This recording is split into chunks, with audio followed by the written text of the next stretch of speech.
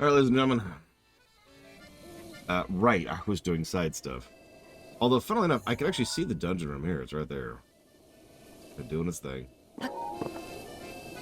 Yeah, I managed to get a... elk? Deer? And you probably noticed my gear is different. That's what I required in order to do it. So that's part of our rupee consumption gone. We also need... about 4,000 rupees for probably one of the best side quests in the game. One of the only good side quests in the game. So we need that. We also... what else? We need rupees for getting a horse. We need rupees for a couple more pieces of armor. And I can't remember what else.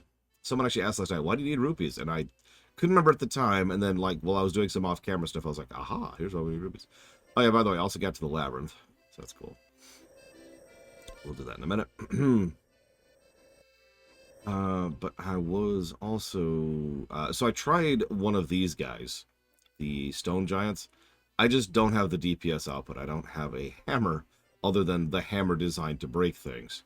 So that fight just didn't go anywhere, and I just walked away from that. I probably could do it if I burnt one of my good weapons on it, but I did also find something else. I just wanted to show off briefly. And then something else. But we'll do that later. We'll do that later. Because right now what you really want is for me to do the dungeon.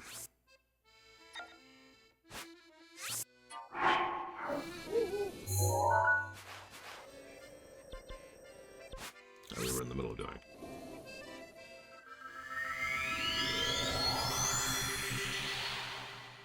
We'll do more boring side quests in a minute. We will. I promise we'll do all the boring side quests.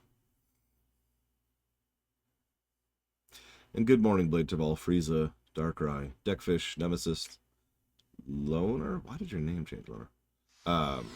ISE, Mr. Red. No one else. No one else gets a low. Oh, right, I should do this. Let's switch back to our cold armor.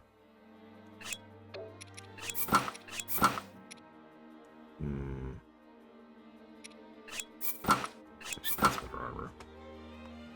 I think that'll be a good setup for now. Good morning, Dame Celeste. I also started to realize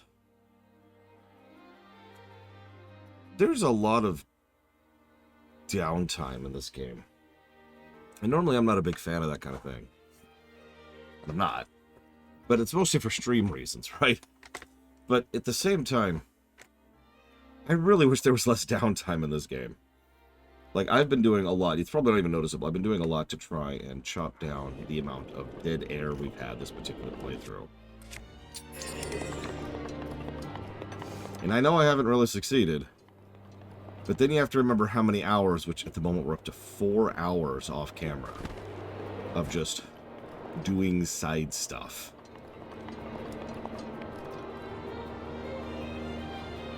So.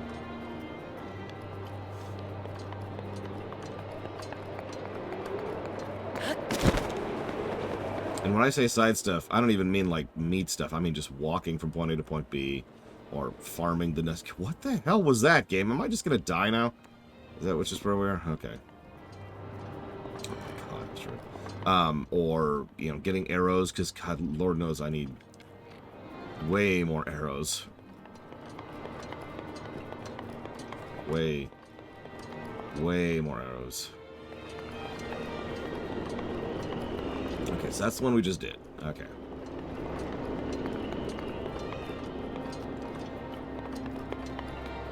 What really frustrates me about this game is it does so much right. I was talking about this to Pax just last night.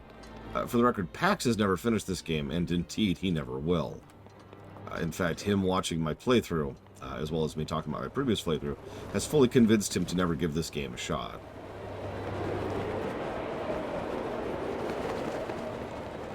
But it is a bit of a shame, because there's so much good in the game, too, you know? Like, this is still core Nintendo. This is still the Zelda team doing what they do best.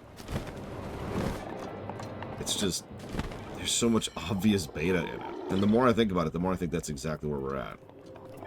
That, completely unintentionally, because they were so incredibly ambitious when it came to making this game, that it's a beta. It's a beta for what they could do in the future.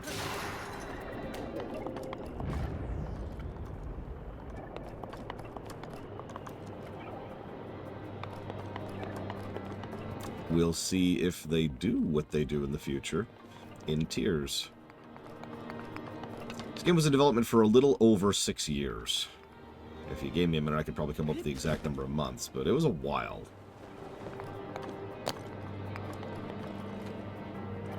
It also had a fairly large budget and sold extremely well.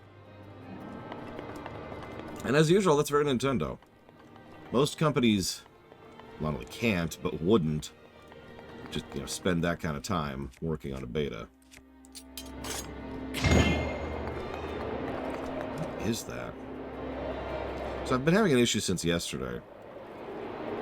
My left analog stick is clicking periodically when I pull it down. It doesn't seem to be affecting my performance so far, but it has me worried. Anybody have any idea what that kind of a thing is? These are my good Joy-Cons too, the ones I use for streaming.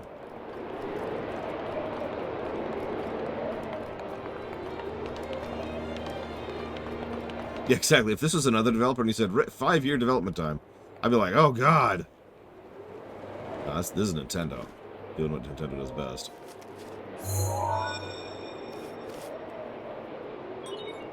There are 3 terminals remaining. Keep going. A game that was made on a shoestring budget yet was hugely successful and good. Other than the obvious example of Undertale and Stardew Valley and all the other little things like that. So, like, let's try something that's not indie, because pretty much any successful indie game would qualify for that question. So let's try something else. Mega Man 2. Real answer. Mega Man 2 was a really unique game. I kind of talked about this back in the day. But for those of you who haven't heard me talk about Mega Man 2, the team came up with Mega Man 1, and then they said, wow, we could do so much better than this. And so on their own, this you wouldn't see this nowadays. Like I don't think this is even possible nowadays with the way companies are structured. So the dev team just, without any green light, Mega Man 2 was never greenlit. Capcom never said, go ahead and make a sequel. The dev team just started making a sequel on their own. And because they didn't have a green light, they just had access to the resources they had when they were making Mega Man 1. So effectively no budget, other than just the stuff they already had. And it was Mega Man 2, which, while it is certainly a very problematic game and has many, many issues, it is such a huge leap forward from Mega Man 1 that it became, the actual codifier for the Mega Man franchise. And, of course, sold really well. It sold so well that it hasn't been surpassed in sales figures until the much more recent Mega Man X1 and then the far more recent Mega Man 11. It's almost weird, because I find myself thinking if I was a manager of a team and I didn't have an immediate project for my team, I would probably encourage them to do stuff like that. And I mean, I've put real thought into this. Because, manager brain.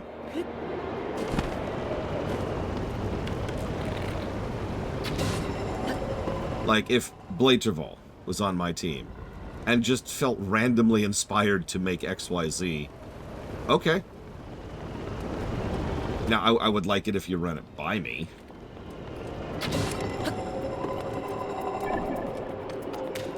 But, sure. Yeah, exactly, ISE. Let the creatives create. Management is an essential part of the process, and a lot of people misunderstand that because, well, so much of management is people who are terrible managers. Right? But actual, honest-to-God team management, logistics, and all that fun stuff, that's essential. So that the creatives can create. So they can go do their thing. Majora's Mask had a reasonable budget, yeah. They weren't exactly shoestringing that. It was very... God, we'll talk more about Majora's Mask when we get there. Not that we're playing that for this section. But Majora's Mask was very... Well, we've got all these other ideas. And then they just kind of threw all their other ideas into a giant box, more or less literally.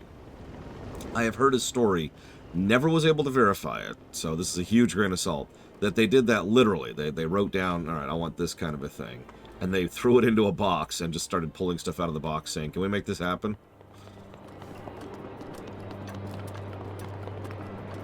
Maybe an apocryphal tale, but still interesting to think about, because I could believe Nintendo doing that. So I need to move this so I can see chat a little bit better. Are we recording? We're recording. Cool. There we go. Now I can see chat better. Hey!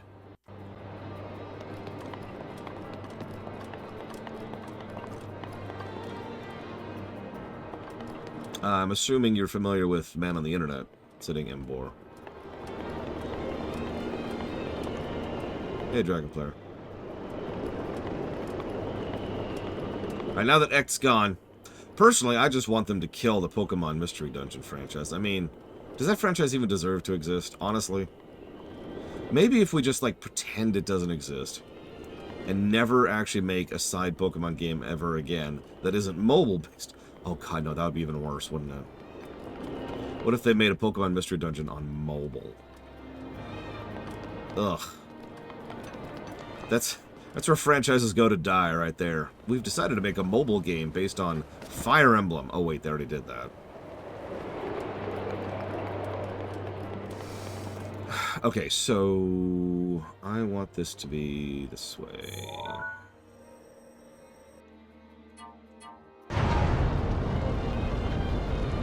Hello, Elizar.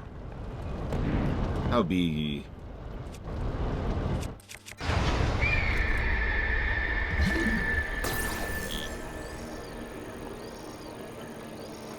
It's actually funny because, yeah, let's put Warcraft on mobile. I'm sad that we finally managed to accomplish that. We were doing so well. Okay, I need to... how do I do this? I need that to be straight. So...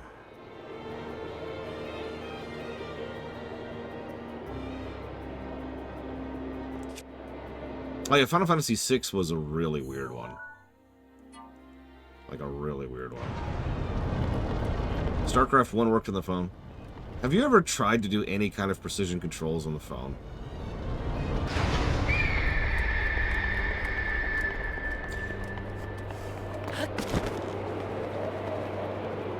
I have. It really sucks. Good morning, Sean. Yeah, Mass Effect on the phone. Oh wait, they tried that one. Well, we weren't calling it phone games back then, because that was a while ago. Alright, so... I need that to be there. And that to be... so if I tilt it left... that's going to move if I tilt it left. Yeah, StarCraft's already on the N64, and that's a train wreck. Although I've heard good things about Command & Conquer on the PS1. No, Elizar, I never knew about the game that I played when it came out. And the game I talked about extensively, especially during the StarCraft 2 run, because it was actually relevant, because it's canon. I also talked about it during the lore run, because, again, canon. I'm glad you liked it, Umbral Magnus. And yeah, most people's favorite section is that section, for pretty obvious reasons. Okay, so... I can only move 2 at a time. So if I move everything to the right, and then move those 2 to the left...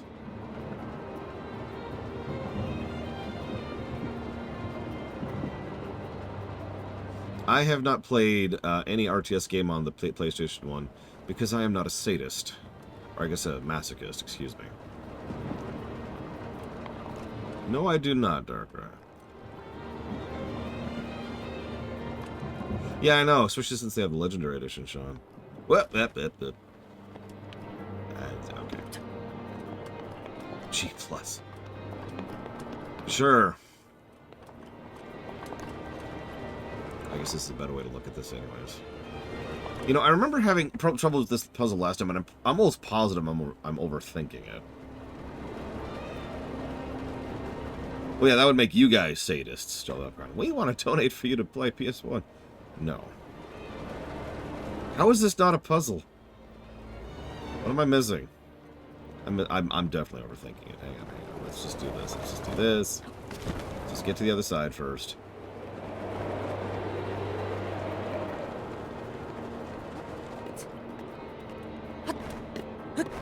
Console RTSs with PvP? Is my answer to you. My in-depth, lore-related answer. This is the wrong way. Oh, no, this is the right way. Did I already get this one? I already got this one. Well, that was a good waste of my time. Alright, so now I'm going over there. Let's... do this. Can WoW be played on a console? Not at the moment.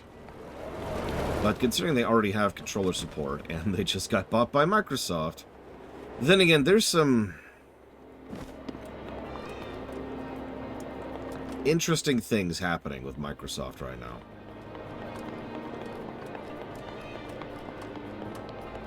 God damn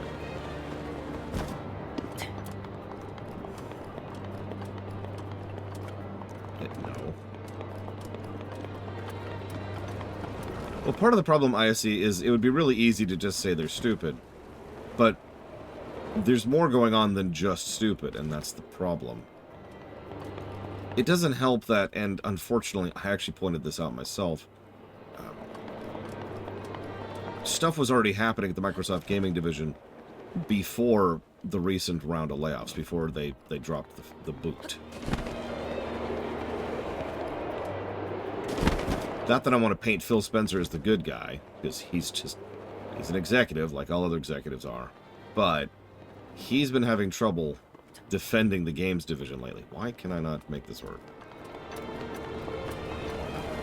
Local streamer who can beat Cyber Shadow and Bloodborne and Elden Ring without cheating cannot get past basic chasm because he can't turn around. God damn, Link! Jesus Christ! Damn. Nope, too high again. Whatever.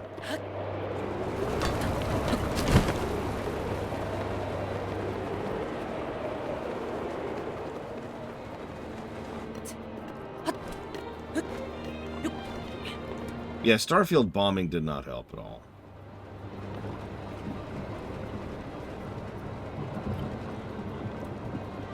Okay. So let's just do a really basic wrong button. Very important. Good afternoon, Huthor. What do you think about what Microsoft has been doing lately? Actually, I am curious what you think of Phil Spencer, because you might have looked into it more than I have. Not even close to what I wanted to do, but you know what? It worked out, so we're cool.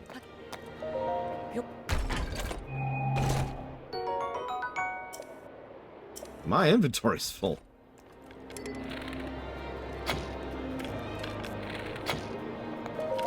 God damn it. We are just guessing based on context clues, which, if we're being honest, is pretty much the entire point. Stop doing that, Link! Oh my god. Ah!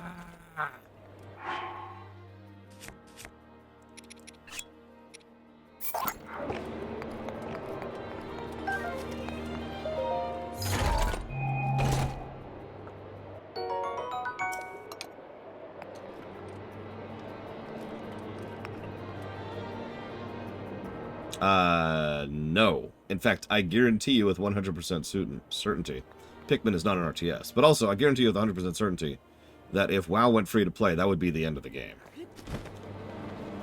WoW is dead the moment they announce it's free to play.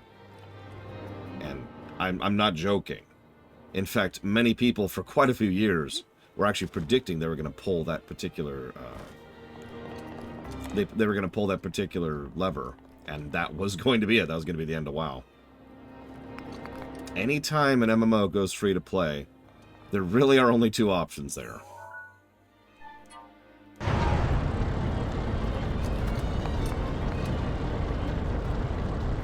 And neither of them are good.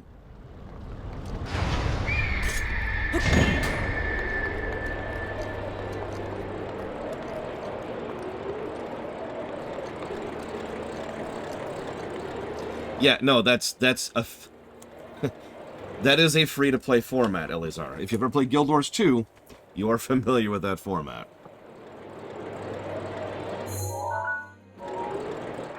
And you're probably thinking, what's wrong with Guild Wars 2? Guild Wars 2 might be the most aggressively, badly monetized microtransaction-y MMO out there right now that isn't one of the Korean MMOs.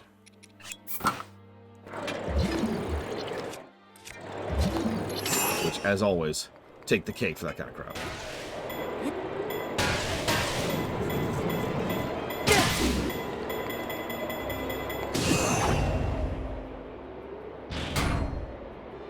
Thoughts about ARMS? Well, I've never played it. I can't really give thoughts on a game I've never played. Wait, hang on. If I pretend I'm a YouTuber for a second, I'm going to speak extensively about ARMS and how amazingly... I don't know, I can't even fake it. I can't fake it. There are 2 terminals remaining. You're almost there.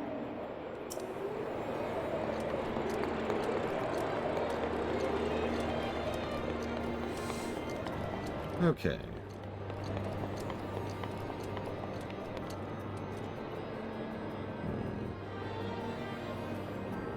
I thought I killed that one already. I mean, sure, Elizar, if you want it to not be an MMO, which is probably exactly what you want. In other words, you just want a Warcraft single-player RPG, which a lot of people have been asking for a long time.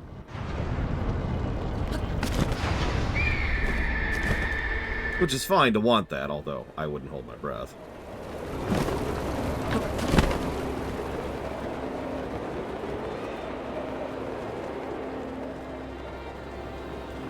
He's the only person who really gives a crap about WoW right now, or Warcraft, excuse me. He's currently very, very busy trying to make sure that his legacy actually endures and isn't just crapped on. Let's get into this stuff. I mean, yeah, it wouldn't be WoW, obviously. It would be Warcraft single-player RPG, which is fine. It's worth noting. What's wrong with that? Why do MMOs need to be a monthly prescription? Alright, do you have about 3 hours for me to discuss finances and economics with you, Elizar? It's actually really, really basic. WoW is a game that is constantly getting new content that you are paying for. It is also a game that constantly needs upkeep in various aspects of it, which you are paying for. The moment you stop paying for that, do you think those features are going to continue being there? When we do the WoW review later this year, you will see exactly how colossally huge an amount of content is in that game. The reason why is because we've been paying for it ever since. Now, there's a bit of gradient in between paying too much and paying too little, and that's another thing. It's a whole other ball of wax. Can I hit that with a ball? I mean, WoW just had a content update 2 weeks ago. One feature of which went live last week, and the other feature of which is going live in about a day. That's how recent WoW gets content updates. Now, the quality of those updates depends.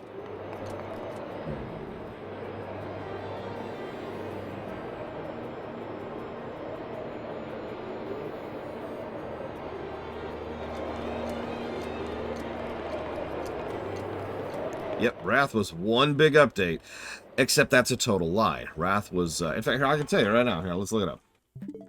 Let's look it up. How many updates was Wrath?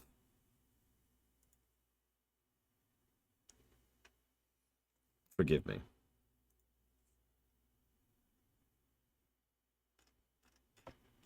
Because we can track this. So Wrath was 1, 2, 3, 4, 5, 6, 7, 8, 9, 10, 11, 12, 13, 14, 15, 16, 17, 18, 19, 20, 22, 23. Wrath was 23 total updates. Now, hang on. You're probably thinking, well, hang on. All of those are just them patching up the game, fixing things, and otherwise doing quality of life stuff. I don't care about the game getting better. I just care about more content. Well, congratulations. Welcome to the internet. But if all you care about is new content, then in that case, 1, 2, 3, 4, 5. There were 5 major content patches to Wrath. Every single one of them added new stuff. New quests, new story, new cutscenes, new raids, new dungeons, new features, new mechanics. And that's, I suppose, not counting Wrath itself. So 6, excuse me. That's how MMOs operate, at least if they know what they're doing. FF14 is the same way. You pay a subscription for FF14 because they do regular content patches. Now, FF14 has a very standardized model for that. So you get your big expansion, like the upcoming Dawn Trail, which we'll be covering, by the way. It's already paid for. And immediately after that, or rather 3 months? 4 months? I think they're up to the 4 months thing now. 4 months after that, there will be a patch which will do this type of new content. And then 4 months after that, there will be a patch that does this type of content. And they'll leapfrog a little bit until all of those patches are live. I forget how many there are per expansion. And then there'll be another expansion. Boom, doom, doom, doom, doom, doom, doom, boom. And that's your new updates. How the hell do I get up there?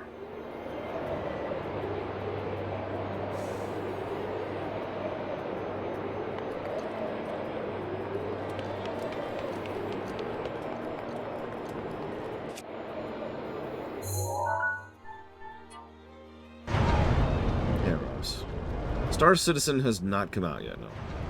Paper patch. That's just Lotro at that point. Let's ask Lotro how they're doing. It's not a joke, by the way. Lotro actually does operate on a system very similar to what you suggest.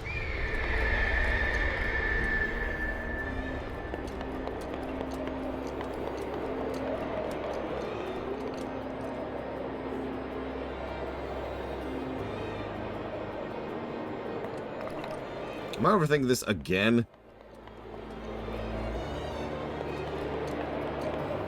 Sure, Eleazar. Megs could be like, I'll take 3 cards. And then Gul'dan would grab his skull and leech the life out of him to fuel his fell power.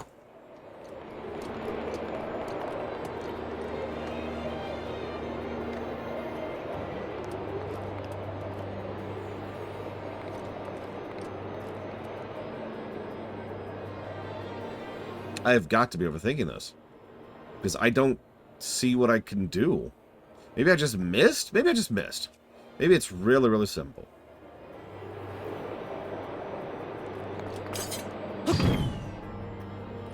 Definitely. I didn't even see that there was wind there. Jesus Christ. So, you're probably wondering why I'm so late today. Obviously, I went to bed late last night. That's pretty normal for every day ever.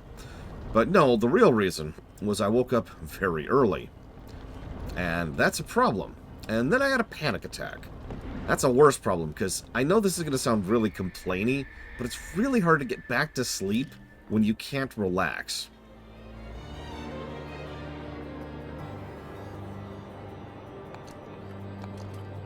Okay, so how do I... Okay.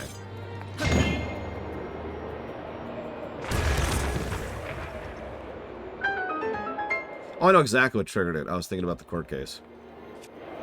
It's literal trauma. It's just straight up trauma. I did finally be able to calm down. I was talking to a friend of mine who talked me through it. They're much more mild than they used to be. Much more mild. I used to have legitimate night terrors and just couldn't sleep. Nowadays, nah, I'm fine. I say panic. Panic's not even the right word at this point. Like that's exaggerative. It's PTSD. It is just straight up PTSD. No reason to talk it up.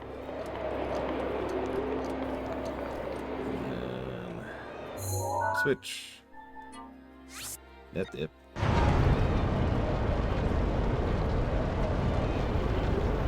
And that's so. What happened is I decided to lay back down rather than try to immediately start stream.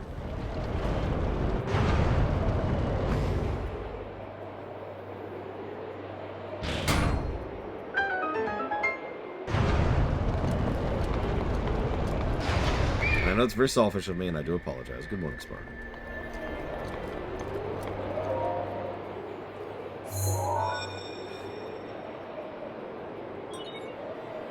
Just one terminal remaining. What do you know? That's right, I could go talk to BetterHelp and feel worse! Wouldn't that be great?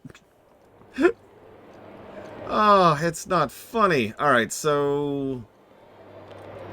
Is there an out here? Down. I don't like the music. I get what they're going for, but I'm not a fan of it.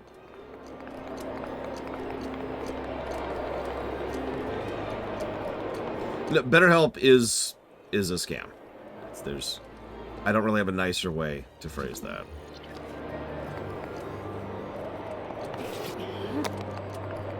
Like, this is no longer the realm of debate. They're a scam. End statement. I don't remember either, damn self. I was just trying to remember that exact question. That's right, more content.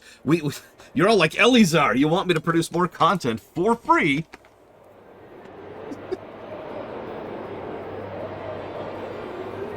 Yeah, if you see a YouTube sponsor, there's about a 99% chance it's a scam.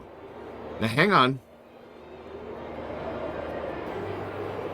1% of that stuff that's sponsored is just overpriced, but is at least a competent and functional product.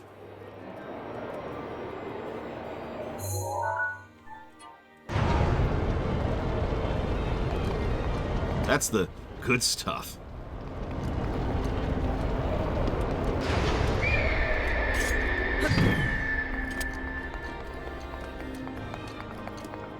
That does actually close the doors. Okay, cool. Like, I'll actually give you an example. World Anvil, I think it's called, is an overpriced software. It is not worth what they charge for it.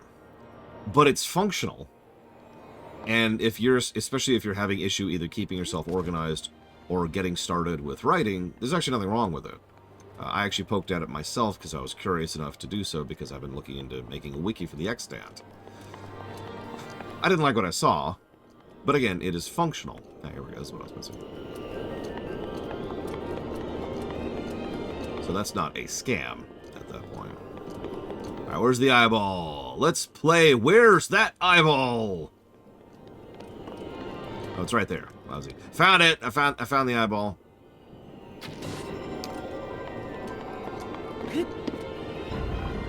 Yeah, World Anvil's fine. That's that 1%. I do still think they're overpriced, especially for what they offer. And I think their interface is trash. But again, at least it is a functional, real service that they actually offer. So, what I want to do... Yeah, exactly. It's like Roll20. It's fine. It's probably the best overall D&D online service out there, and that's pathetic. I have been saying for years... Oh yeah, I'm going to ignore the question, Lizard. No offense. I don't feel like talking about Harry Potter. For years and years, I have wanted a D&D video game. And supposedly, Wizards of the Coast is working on one.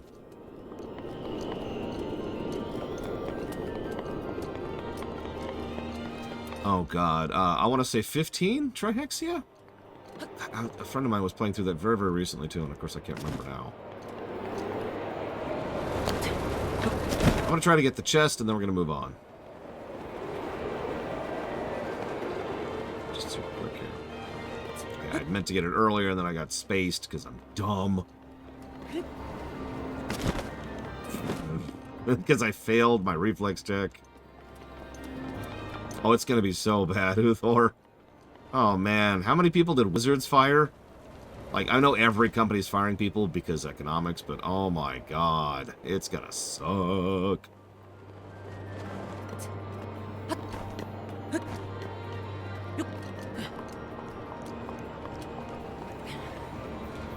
But yeah, I've been wanting it. So I should explain that because every time I say that, someone's like, huh? What do you mean? So, you know how I was doing online D&D? With Tabletop Simulator, which is essentially just a video game physics engine. Like, there's nothing else to it. It's just a physics engine. Now, that's fine, and it worked for us. But what I want is an actual video game with an interface and built-in cross-referencing that does a lot of the actual mechanics and math for you. What we do with like Roll20 or with Tabletop or with that other one I can't think of the name of right now is we have like a visibility for a thing. And then we manually punch in numbers and stuff. And then we manually figure out what is where and how. And that's not really a video game at that point. That's just us playing D&D, but we happen to be doing it on a PNG instead of on a table.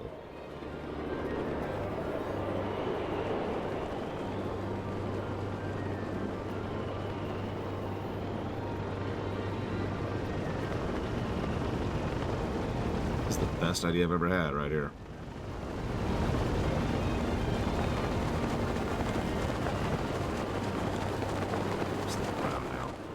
Okay. Okay. Whee!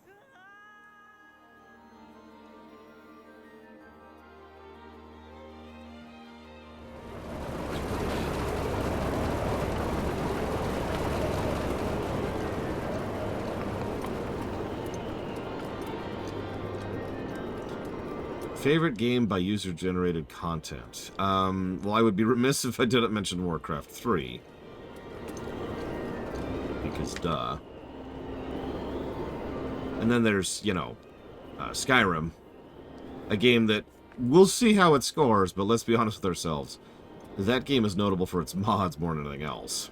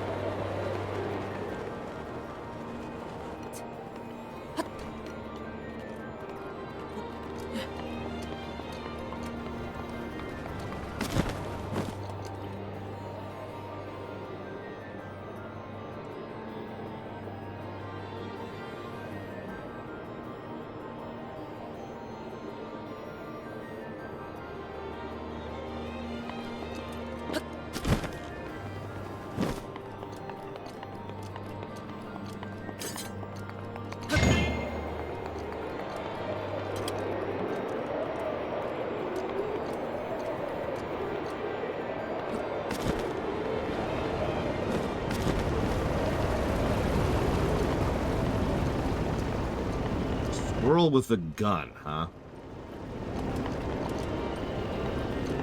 That sounds wild.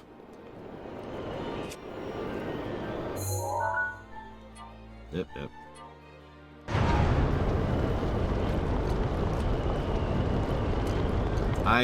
You know, I haven't actually decided. Late to all. That's a good question.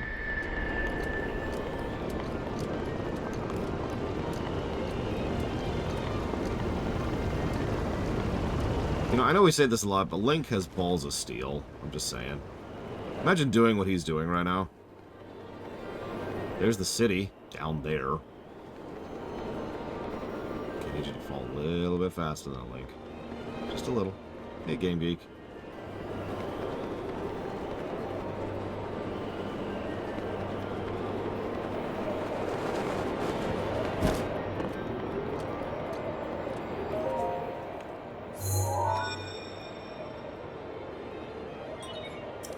That was the last terminal. Now you just need to start the main control unit. I want you to take a good look at your map. There should be a new glowing point on there. Well, flap to it. Actually, yes, Uthor. Although, there was one part about it that I didn't care for, which I'm sure you loved, because that's how that works. Can you guess the one thing that I house ruled out of existence? The one thing.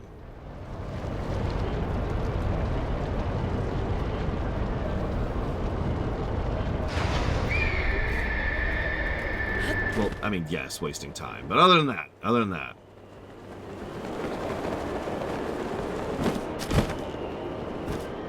Oh. Well. I'll go ahead and just tell you. So, in the Warcraft tabletop RPG, every time you cast a spell, period, there's an addiction roll. There's a whole subsection for magic addiction and how you deal with it, and how much it leads to the possibility of summoning demons accidentally. I just sort of ejected that completely. Okay, hang on.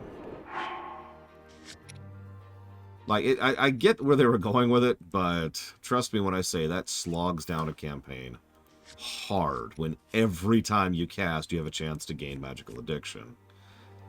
And on top of that, that addiction can summon demons, or that cast can summon demons. The hell?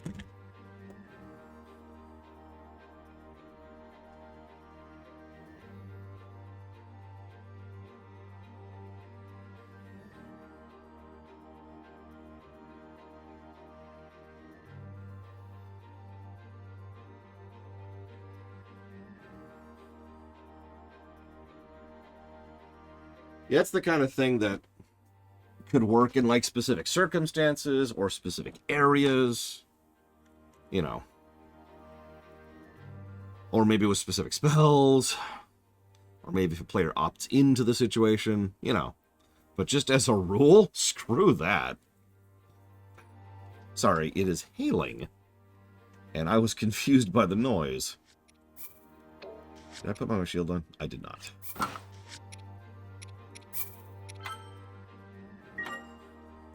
Alright, wish me luck.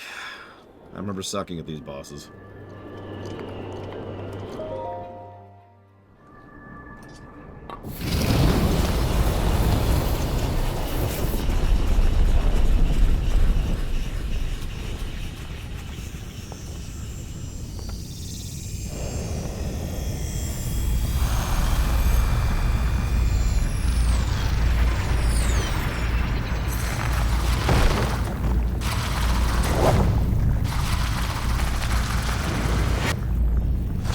When I say the curse manifested, I mean it.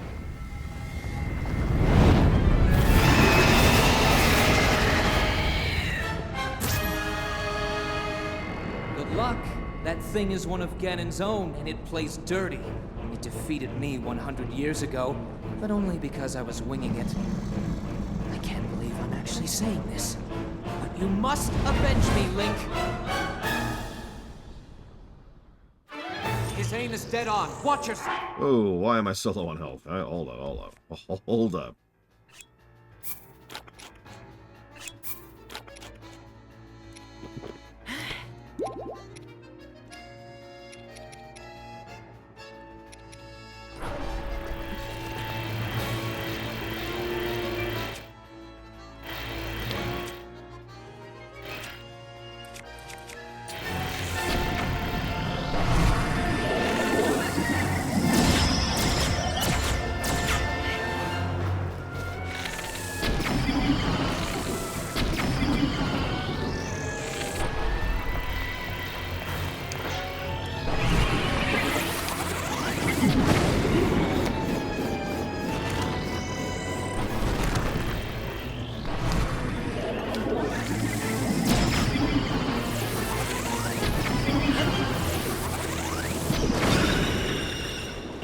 Too.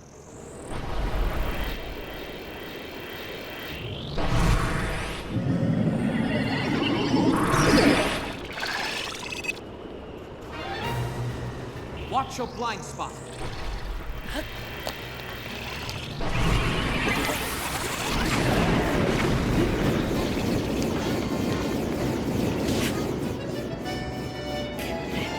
Hurting, are we? Oh, speaking of which, thank you for reminding me. Dead guy.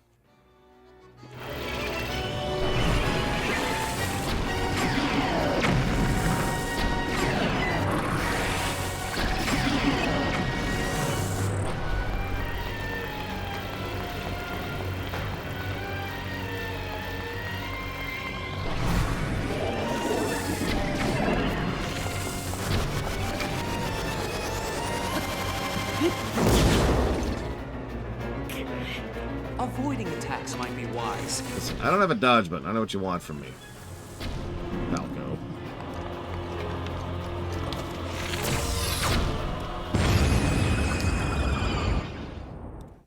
Nothing but net.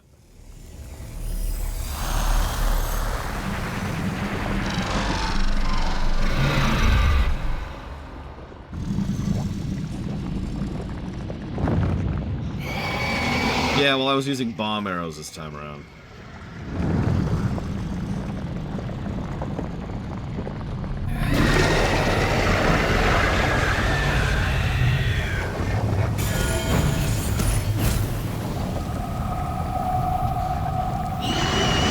I did miss once. And yeah, I wasn't using the triple bow.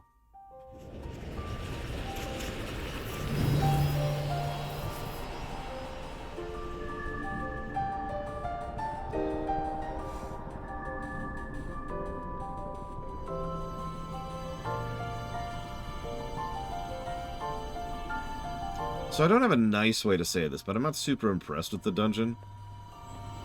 But I don't also mean that as much of an insult as it sounds like. It's just, it's okay. It reminds me a lot of the micro dungeons in previous Zelda games, like Below the Well in Ocarina, or, I don't know, Hyrule Castle in LTTP.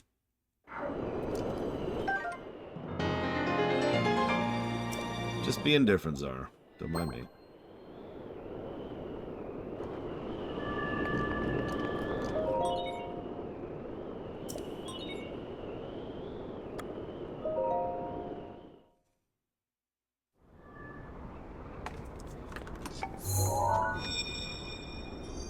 I mean, they're not bad, and I do like the gimmick of being able to control the beast in some way through the mini-map, but other than that, they're just trials again. Well, I'll be plucked. You defeated him, eh? Hi, dead man. Who would have thought?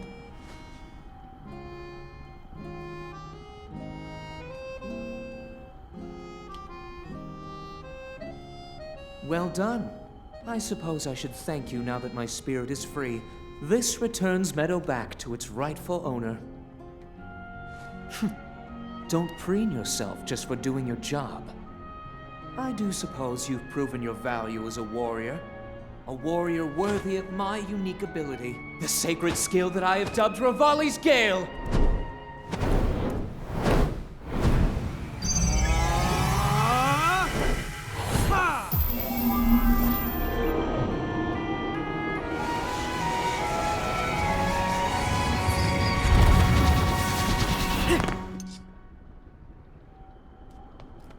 It's now time to move on and start making preparations for Meadow's strike on Ganon.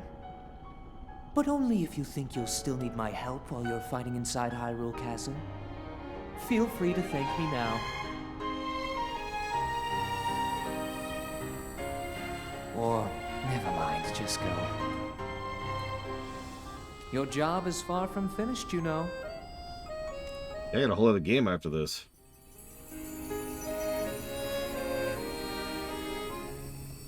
The princess has been waiting an awfully long time.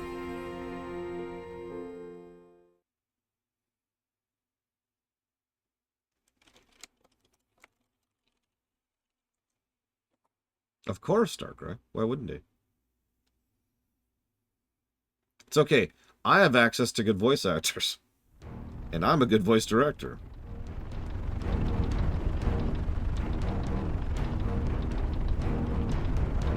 Just type exclamation mark, Czar.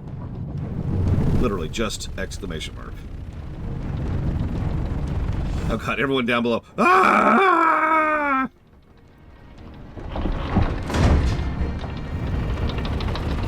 Fresh reminder, this particular piece of equipment is 10,000 years old.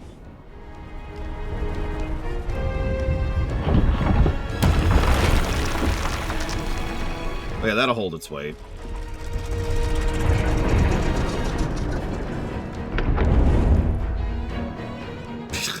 I'm sorry. Just, really? And yeah, wouldn't that be... Look, they're all like, oh god!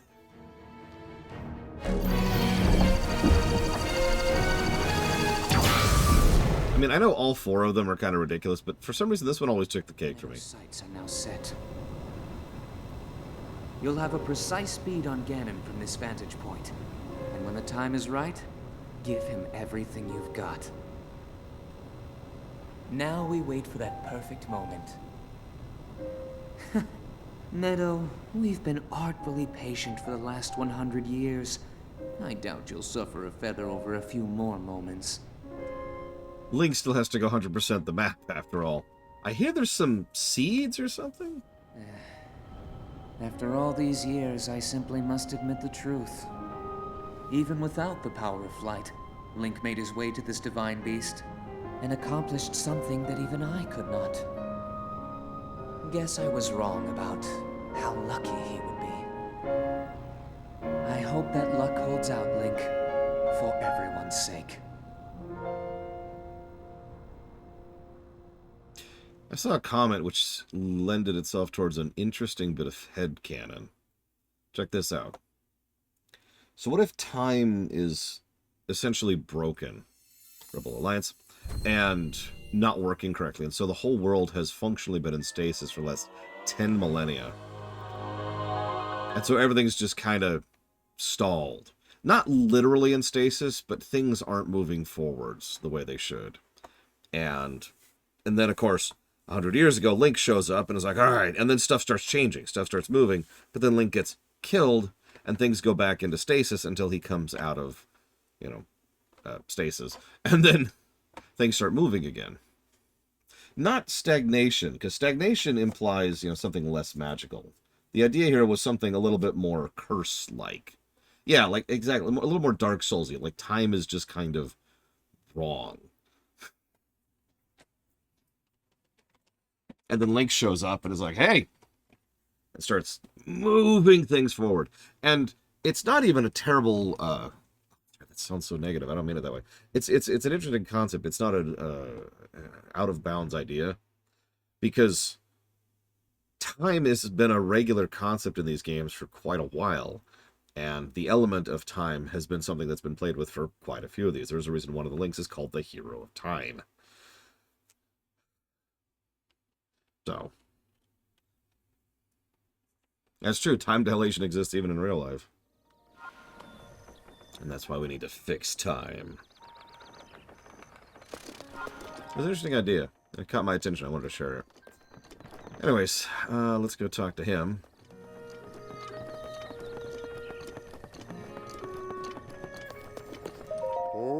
You've done it, and you survived at that. You conquered Meadow. To think the beast has taken up roost atop of the village, it simply looks divine. Crack! Do you hear something? Crack! Ah! And they're all dead. But yes, from now on, the divine beast will become a protector of the village and live on in legend aside you. Oh, of course, I must reward you properly. Feel free to take what you find in the treasure chest. You'll get more use out of it than I. What you did was miraculous, though I would expect nothing less from one of the bloodline of a champion. Why, you're almost the equal of the champion who fought with Rivali 100 years ago. All you lack is the sword that seals the darkness. If you had the Master Sword, then every 10 minutes it would run out of battery and need to be recharged. I've heard it argued several times we need to give a separate negative for just the fact that the Master Sword has durability. And I know we mentioned that yesterday in brief, but I'd like to bring that discussion back to the fore again. Because, and this bears repeating, the Master Sword has durability.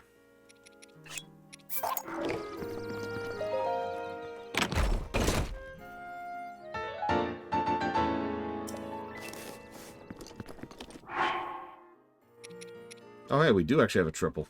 Eh. Now, how much is a little bit question marky? Because we don't even have the damn thing yet. And we are 3 hearts away from being able to get it. Yeah, 3. Yeah, that's another thing. It only does 30 damage. Which, here's our current weapon lineup.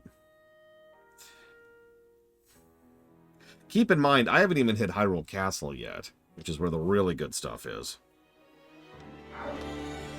The only, like, it's been said many times, the real benefit of the Master Shrine, the Master Sword, is that it can regenerate its durability, so you can use it for puzzles, hacking down stuff, breaking things, stuff that you would be breaking durability on for actually useful weapons otherwise. Ah. Yep. Sorry, I didn't realize I started singing this old song. Sure. Teach me this song. Pride of the Rito, pillar in the sky. Its heart lights up when the sun is high. There's more to the song, but I forget the rest of the words. You should ask my sister. A master shrine would be cool, but that's neither here nor there. You know, I don't remember if it takes up an inventory slot. I guess we'll find out. I do plan to get it because it is a useful utility weapon for crafting and gathering materials. It's also the backup option, you know, for when you have nothing else. Okay, so now we have Rivali's Gale, which I definitely remember how to use. Nope, that's not it.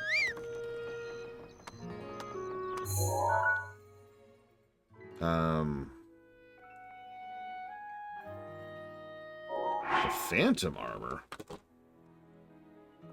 Phantom Armor. I think I dismissed that because of the fact that you couldn't upgrade it, but let's look this thing up.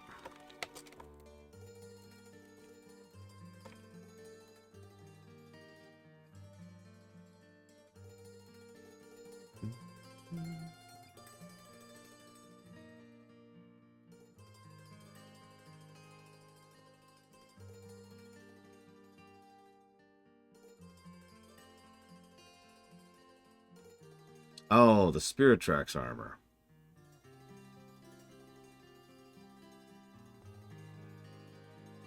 Interesting. Listen, Zarb. Listen, it's only got a few hits in it, okay? You gotta understand, like, the economy. The economy, you know?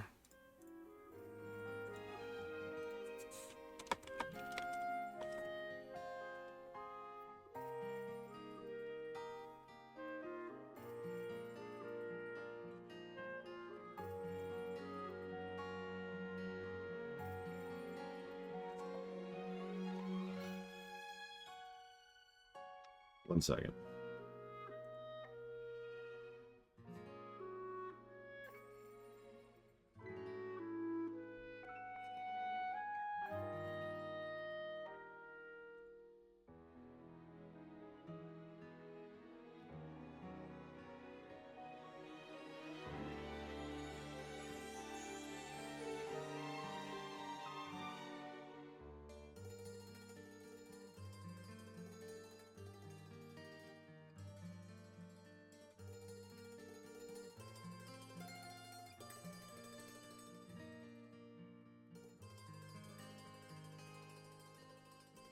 Wait, really?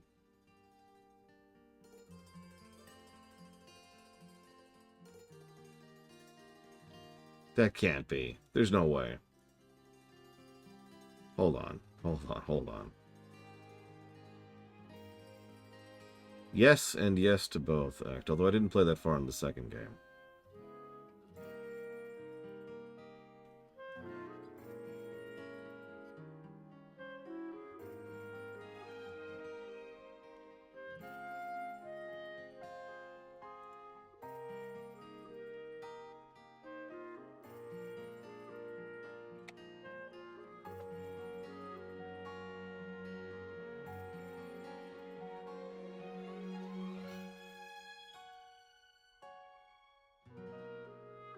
Wow.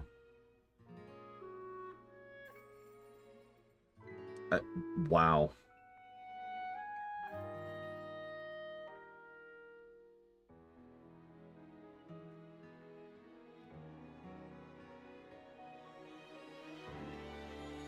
So, how many of you know what happens to the Master Sword when you get in the presence of Malice? For those of you not familiar with that, that's the 4 bosses and Ganon.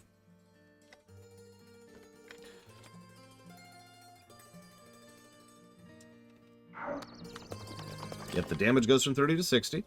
Does anything else happen?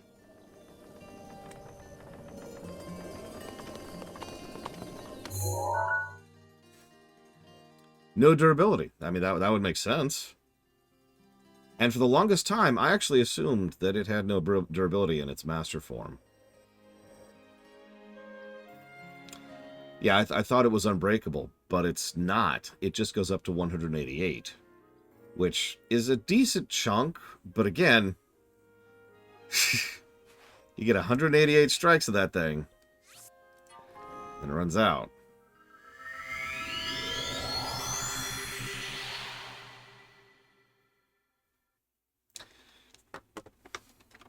Yeah, when fighting Ganon or any of the Malice bosses, which is also Ganon.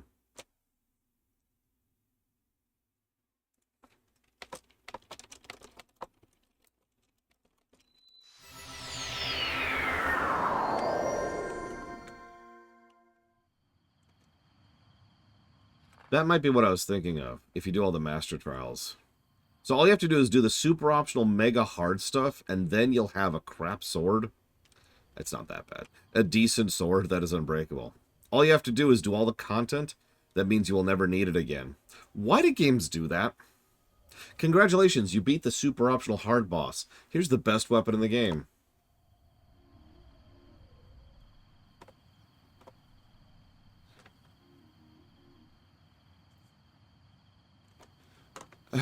Anyways. If you want to give me bragging rights, give me something that isn't useful, to be blunt. I've thought about... this is an opinion I have going back to the 90s.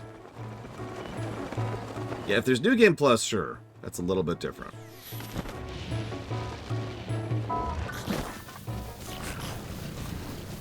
You know, and I want to stress that I mean this with total sincerity. If the reward for 100%ing, like, the super optional stuff in this game was another thing of golden Korok poop, I would prefer that. Making it a weapon is just the most insulting possible thing, especially since you've finally made a weapon that fixes one of the biggest problems of your entire game.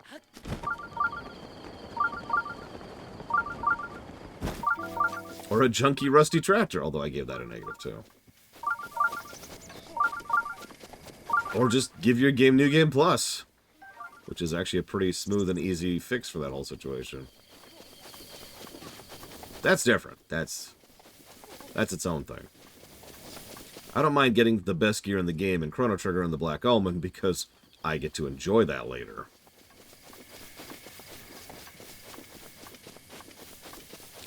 This is going to sound shocking, but I've actually seen some people detract the fact that New Game Plus exists, which I suppose shouldn't actually surprise me because people detract everything in the entire history of the known universe. One second.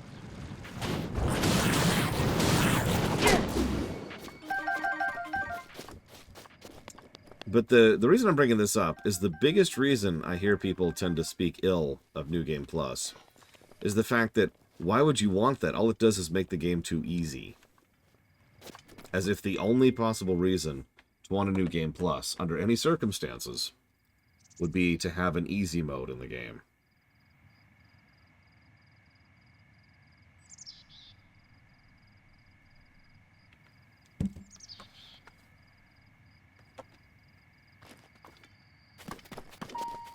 Okay, so... okay, cool. Worth noting, this game has a master mode. It's pretty rough. That was weird.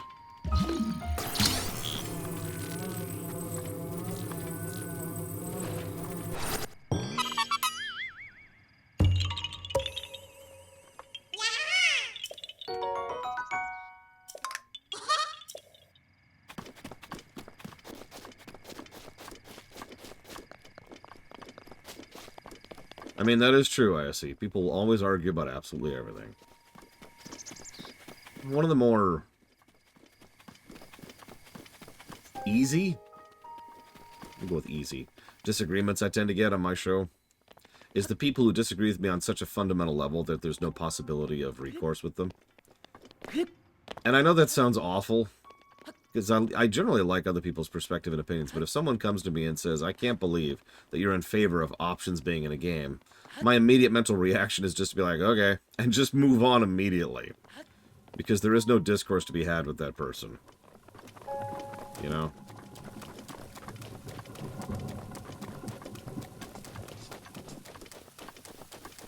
Because some people will disagree with you about absolutely everything. What are you doing, dude? Can't stop trembling. Maybe it's the rain. Don't pop out of nowhere and scare me like that. What are you doing? I'm going to this arena to slay some monsters. If I emerge victorious, I'll get treasure and weapons beyond my wildest dreams. Just need to keep an eye on my opponent. As long as I don't blink, this one's in the bag. I got this. Yeah, he's dead. Alright, so Well, you stay there and die. I'm gonna get on with it.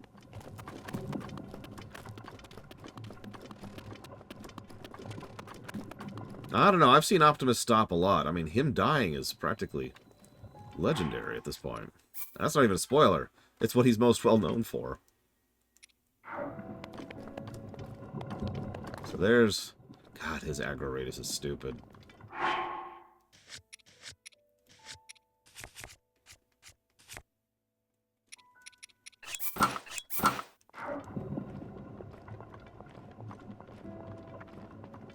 I am not fighting that Lionel right now. There's a chance I could. Really? But let's not even. Let's not even.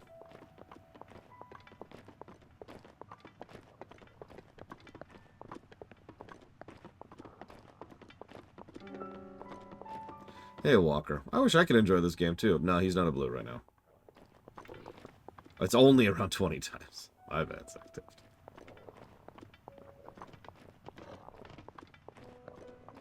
I do have some decent damage on me.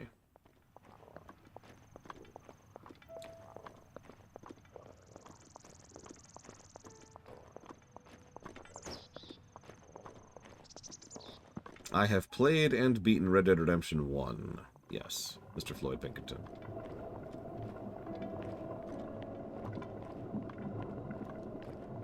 I am curious if they're even offering an excuse for why it's been literal years. In fact, I think we're at the decade-plus range now for that game not getting ported off the PS3.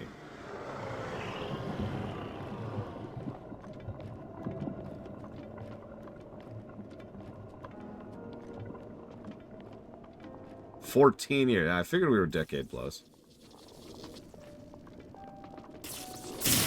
Ah, he saw me. I'm not sure how, but he did in fact see me.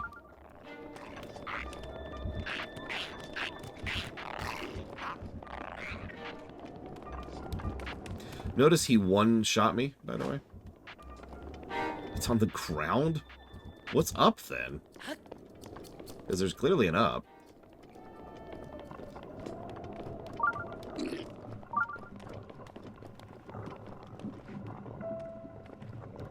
That up goes a ways up.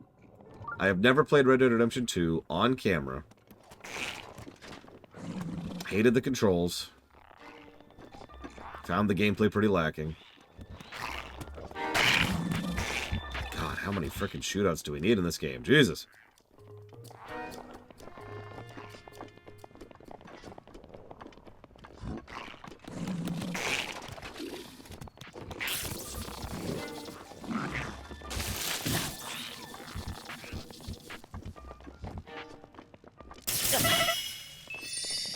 Oh, there's two fairies.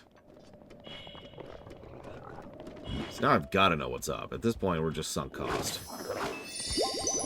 Is there nothing up? Is this it? Is this the cap?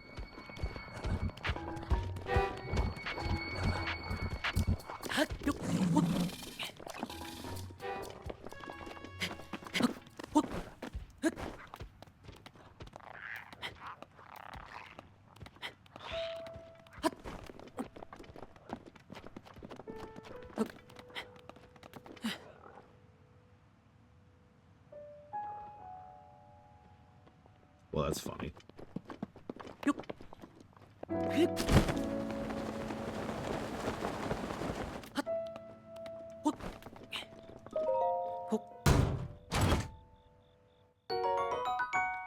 I'll take bomb arrows. Those are useful.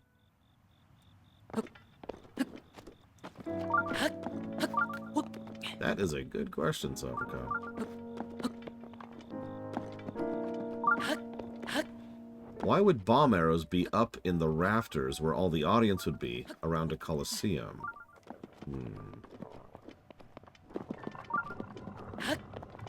Look, I'm not implying anything, but upcoming AAA games I'm looking forward to. Ever. Never mind recently. Feeling like that's a no? There's a few I'm curious about, but actually looking forward to? No, I believe the answer to that is null.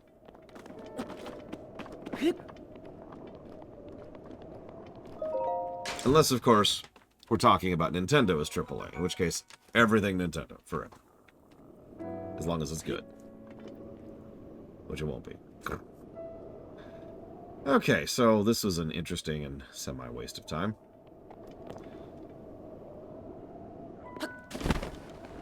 Hyped for a game and it exceeded my expectations. Oh, that's a rarity. Here we go. There he is. Oh no, tons of games look promising. I'm looking forward to a lot of games. They're just not AAA.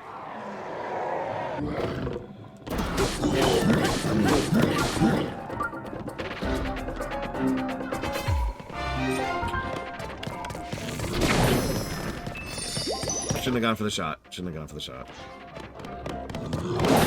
Ooh, tighter times than I remember. God damn! I was animation locked by the one swing I just did. That's okay. Get all my theories back. So hyped for a game and it exceeded my expectation. I suppose Mario Wonder is the answer to that. Other than that, I don't know.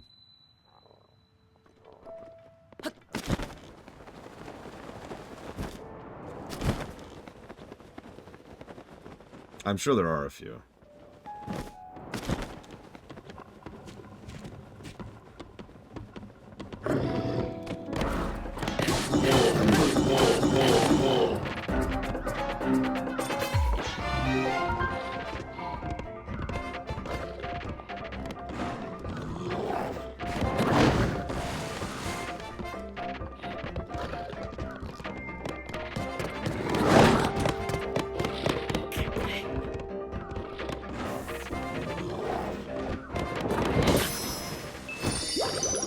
That.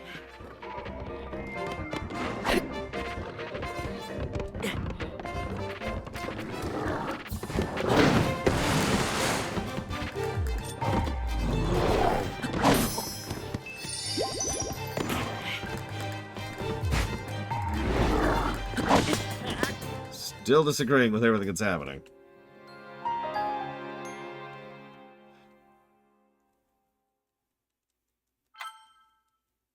Also down a fairy.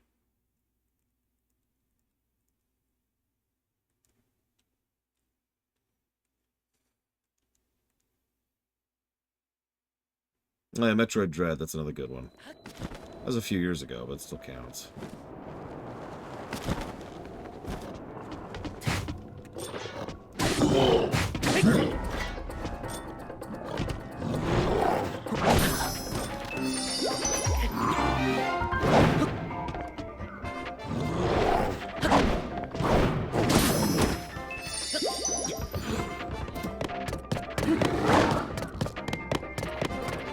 Hey, these are Lionels, by the way.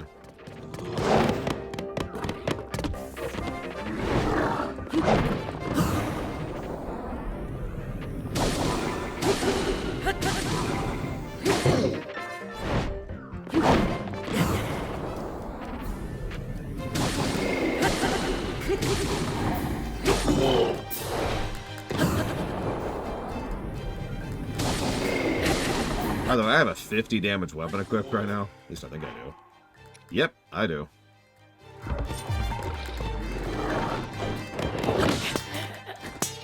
Just to emphasize the nonsense of how much health these stupid guys have.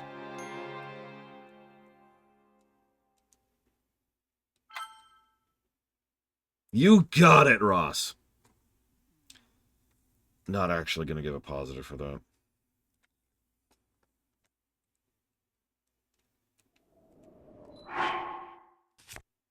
The only way I can even swing something like that is being a positive, which, to be clear, I do not, is if we were given the gear literally right out of the gate. Like, hey, here's the Master Sword. It sucks. The reason why it sucks is because go do this quest in order to power the thing up.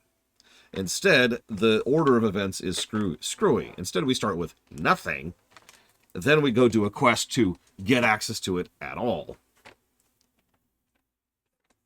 If you're not being snarky, then I will be sincere. No, absolutely not.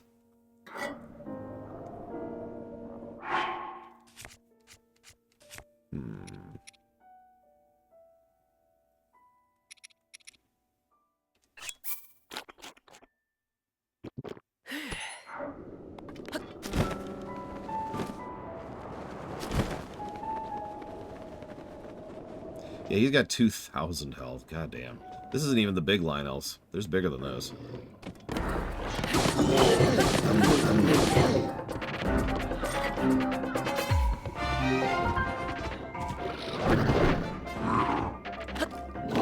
Remember that attack?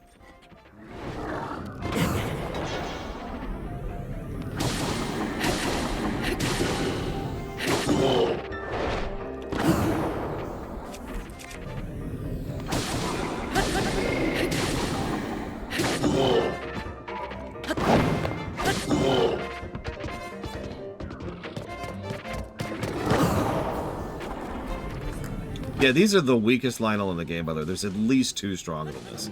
I believe the DLC adds a 3rd.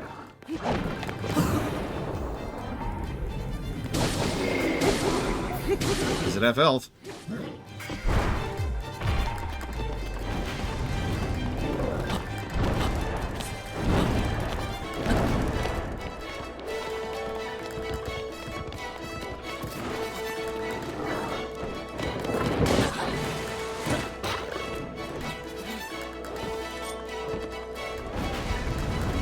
Hold on.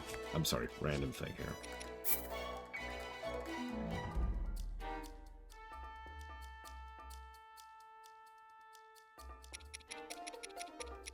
Wow.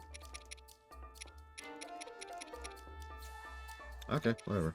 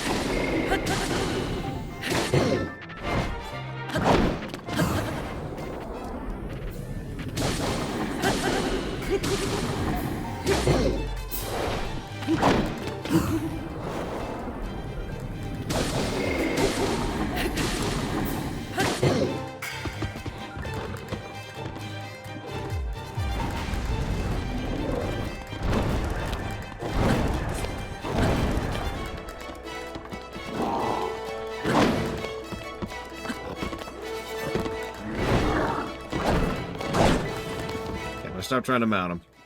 It's not going to work out. Let's not even try.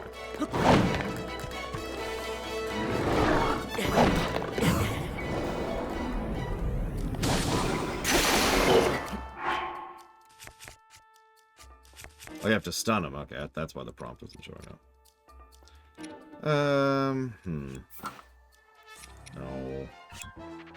No. We'll use one of these.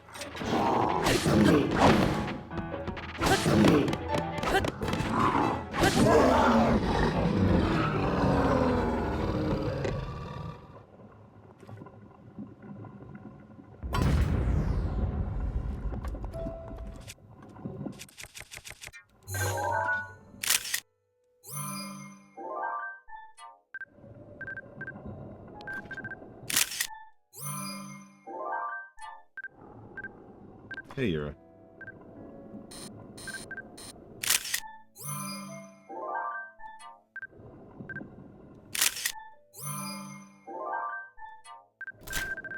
One thing I do like about the Lionels, they're actually quite lucrative. When you get to the point where you can kill them regularly, they are one of your best sources of pretty much everything.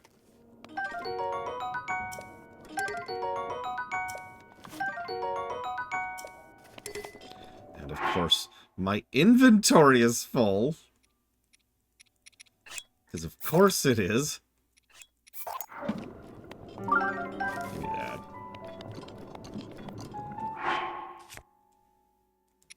Yeah, by the way, that's a Lionel ball. And in case you didn't see, it's a triple.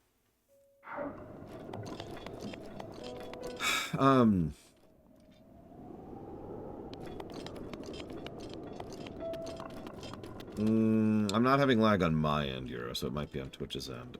So, to answer you more thoroughly, Ross, it's, the quintuple bows are much better. I think I get the overall vibe you're going for. And I'll admit it does kind of fit the tone of the whole game. But the thing is, I've already given the tone of the whole game a positive, and admittedly also a negative.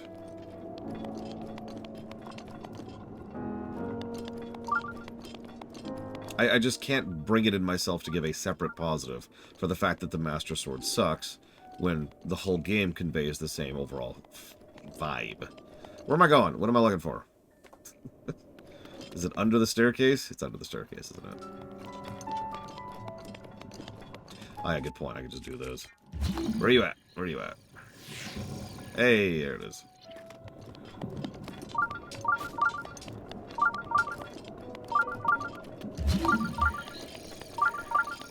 Come to me, my treasure.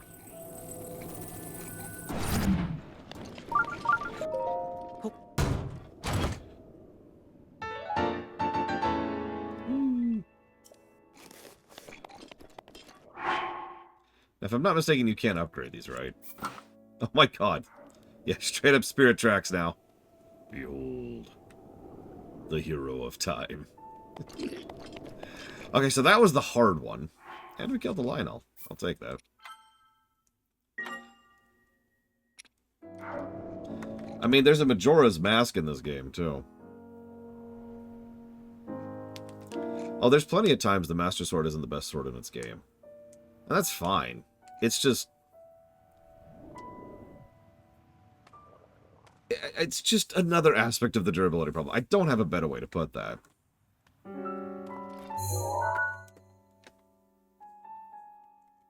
Okay, so... In fact, the Master Sword being an infinite durability weapon would by itself be like, yes! We finally got a weapon that isn't breaking apart. And would actually kind of fit the overall vibe of the overall story, right? Like, all the weapons are falling apart and broken and rotten because, you know, decay and dead civilization, and sure. Then we get the Master Sword. Whoosh! And it's not awesome, right? It's only 30 damage. But it's invincible. You can just use it forever. It is now your basic shot, your basic lemon blaster in Mega Man. Yes. I was actually thinking that exact comparison just last night. Imagine playing Mega Man, but you don't have the Buster, the basic Buster Sword. So you have your weapon energy that for the weapons that you get in the game. That's it. When you run dry, you're out. I know that's not a one-to-one, because obviously you can get more weapons, but it is pretty similar to the general concept, because like I said before, what they have done is they have turned weapons into ammo. Each weapon has X ammo, but that is how they've done this. This was especially brought into my mind because we were playing Republic Commando recently. And Republic Commando, a lot of those super weapons, the ones that the enemies drop, they have X shots. That's it. Once you're out of those shots, they're done until you find another weapon. And so forth and so on. And that can work, and it has worked in quite a few games. I just don't think it works here. But that I feel like that was the general vibe they were going for.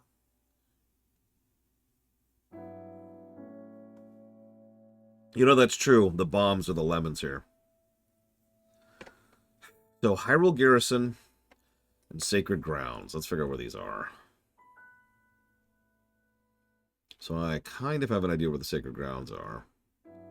I'm not sure where the Hyrule Garrison is. Halo does that quite a bit, yeah. The Covenant weapons.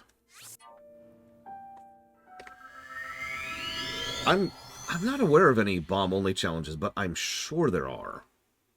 Right? Like, there has to be bomb-only challenges. There's tons of challenge runs for this game. There's the 3-star challenge, there's the no-hit challenge, there's the immediately go kill the final boss challenge. There's the Behold My Darkness challenge. Okay, so... where are we? Where are we going? I think that's one. I think that's the garrison right there. And there's a guardian right there.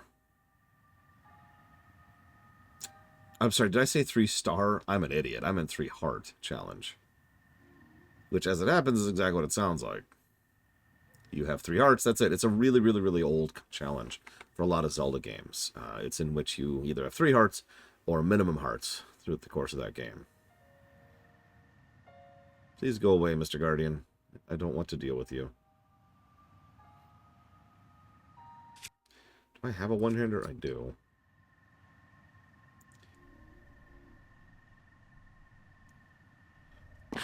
Looks, I've been playing too much Mario. Oh my god. Mario lately, apparently.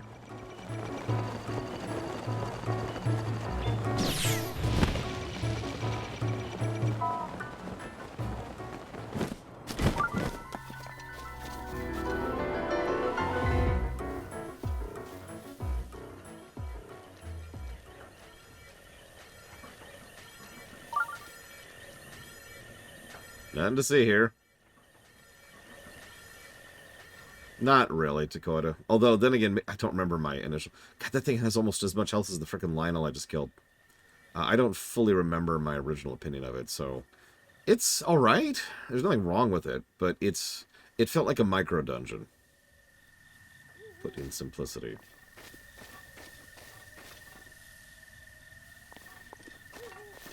I remember how to deal with these things on several levels, but I don't feel like doing any of that right now. This is the Hyrule Garrison, I was right. Just look around for a second. And he's... of course, that pulled me out of stealth.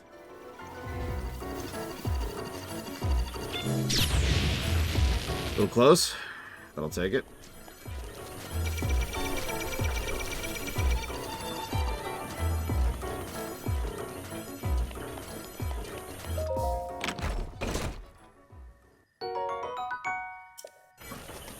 Why did Hyrule have a Coliseum? Well, you see, back in ye olden days, life was boring. Like, really, really boring.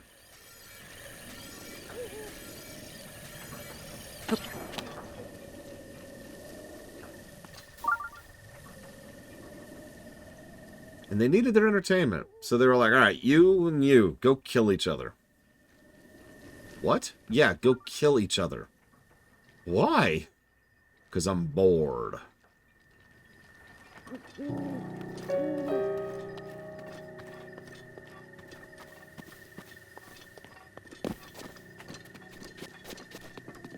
I mean, in the interest of fairness, there is stuff you can do other than killing people in a Coliseum. It's just, that's usually what it's associated with. Yeah, actually, ironically, I'm pretty good on shields right now, so I'm good. Any tips here, Frieza? Before I die to this Guardian just roaming around here?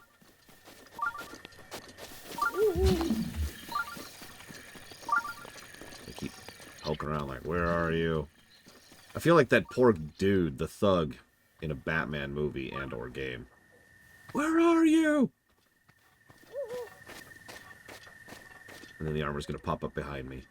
Here. Soldier gear is pretty low tier, but it's also some of the first reliable gear you get in the game.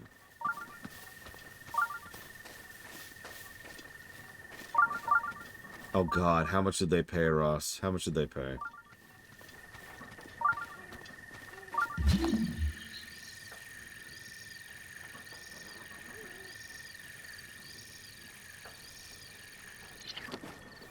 I don't like how it pulls you out of stealth when you do stuff like that, by the way. That's not something I'm a fan of. 300 million.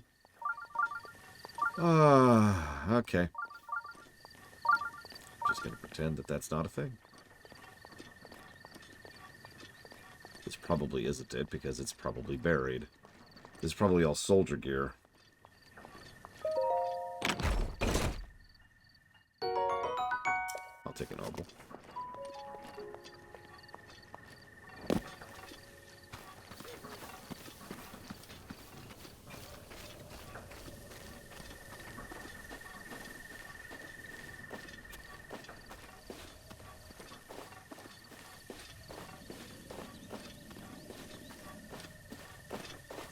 where's the other one?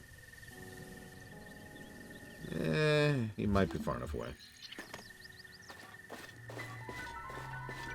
Nope. Well, I found it either way.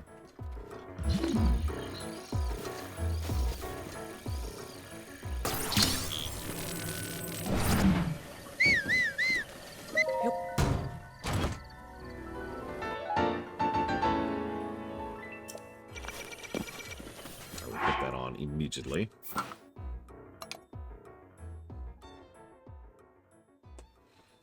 Yeah, okay. Listen, ISE. Okay, now we gotta go further north. So we're gonna just nope out of here. When it comes to tech, what's preferable? Big companies? Or small and medium enterprises?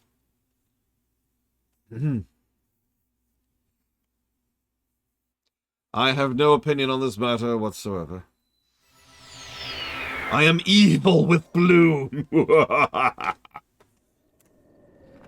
Because it increases my damage era.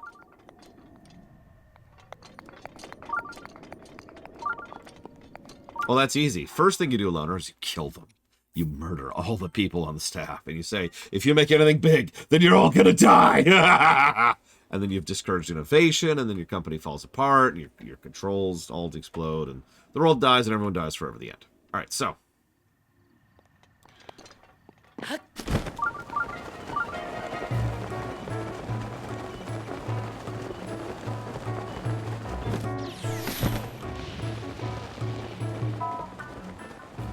Yeah, ironically, and I don't mean to keep banging on the durability thing. I really don't. I just bring it up when it's relevant. More damage means more durability, because we use less durability. So this is kind of win-win. There's a reason that I consider the Berserker armor to be the most useful, non-DLC armor in the game. That would be awful, ISE. Just awful.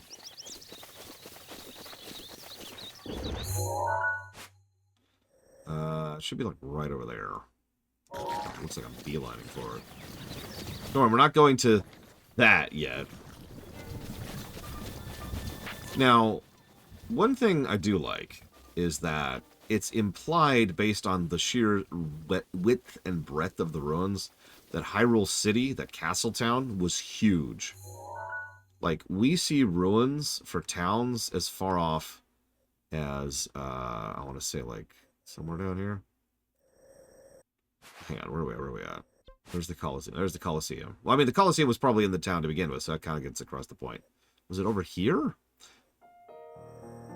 It was somewhere over here where we saw bits and pieces and ruins of exactly the stretch. And you get the idea that this whole section was Castletown.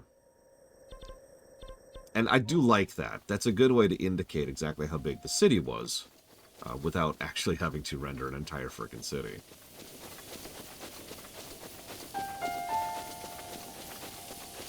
Is it the same from an Ocarina? No. So, they like to be coy about which timeline this exists in. And their stated reason for doing so is, we want the fans to enjoy the fun of coming up with their own theories and ideas, rather than telling them ourselves, which to me means we have no idea what we're doing with the timelines. Please don't notice this and keep on coming up with fan theories. If we see one we'll go ahead and steal it. Speaking of, my personal theory, and I've actually had this for a minute now, is that this exists in its own timeline. As we've talked about before, I actually think most of the Zelda games actually exist better within their own arcs, rather than being a part of a grander timeline of the whole franchise. So, consequently, this game exists in its own arc with Tears, possibly Skyward. I could see Skyward being a part of this continuity. Oh, it's raining. It, like, just began raining. No, it's not a multiverse. It's just its own thing. How do I Rivali's gaze? It's been really long. I guess I can just do this. Hang on. How do I Rivali's gaze?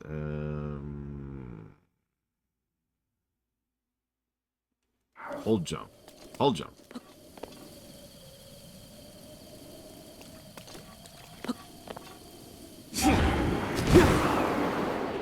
that is why that gets its own positive, by the way.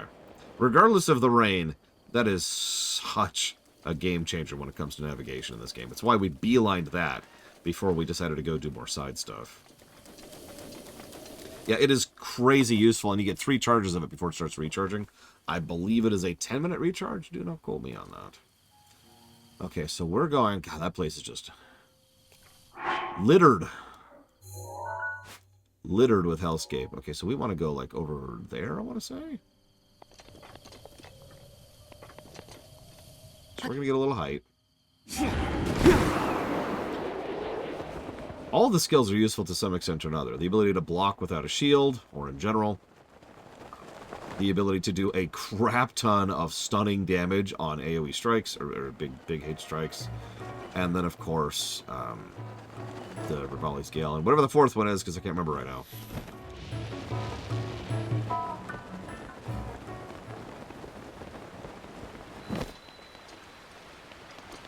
The Revive, yeah, the Life 3 is what you get from What's-Her-Face. Our one true love, whose name I can't think of. And there's way too much artwork on the internet about.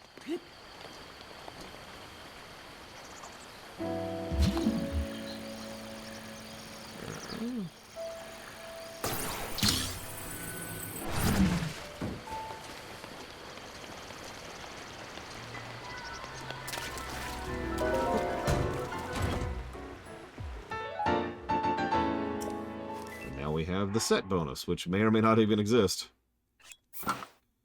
But, hey, listen, can I have a memory before you shoot me?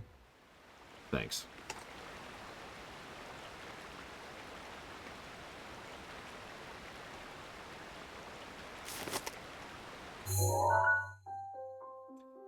I thought it had a set bonus too, but I could be wrong. Like I said, I'm pretty sure the Berserker armor is technically better, but it's a lot harder to get. And is very expensive to upgrade. Like 20,000 rupees, plus all of the dragon pieces to upgrade. Hero of Hyrule, chosen by the sword that seals the darkness. You have shown unflinching bravery and skill in the face of darkness and adversity, and have proven yourself worthy... Yeah, her. the blessings of the goddess Hylia. Whether skyward bound, adrift in time, or steeped in the glowing embers of twilight... References. The sacred blade is forever bound to the soul of the hero. We pray for your protection, and we hope that the 2 of you will grow stronger together as one.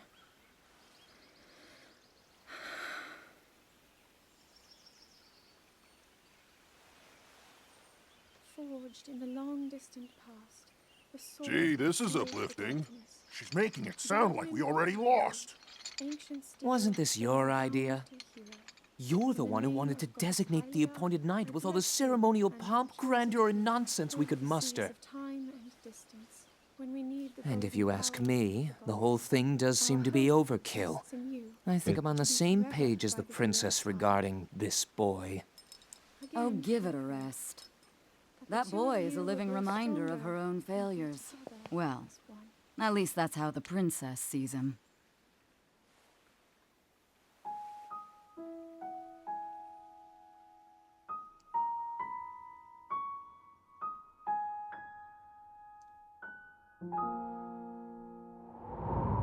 Yeah, so, for the record, that's why I like her as a voice actress. Also, that's how you do that kind of voice acting, Other M, as Vandalia just pointed out. Alright, now... Run! I knew that was coming. I was ready for it.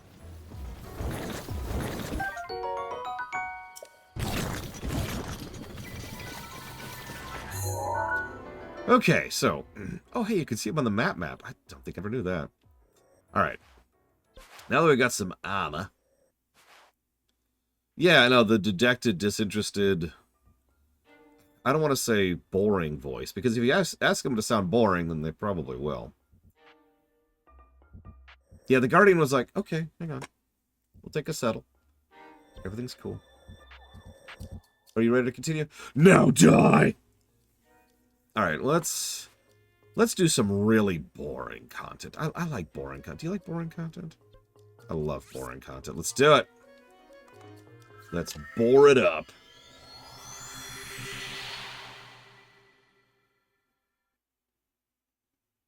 I mean, there's definitely some defeatism in this particular Zelda.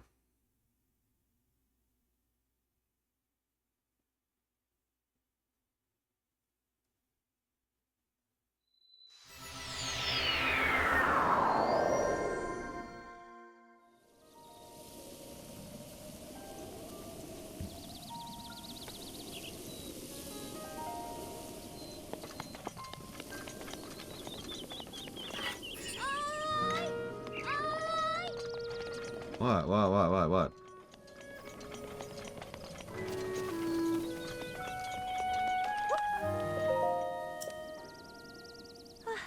I can't find Keel anywhere. Where could she be?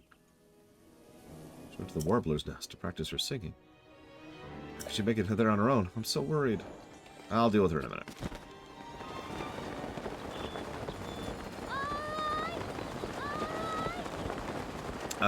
Yes, I did, Uthor. It was interesting.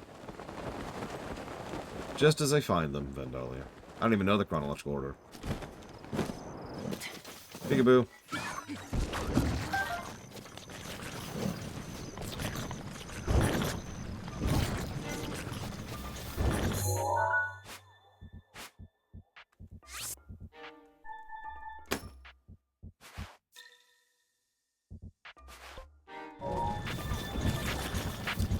So check this out. There's the dungeon we were just in.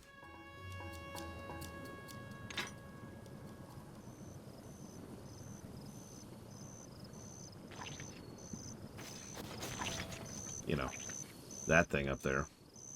One thing I do like, from pretty much everyone in the world, you can see those red lines. And it actually adds to the whole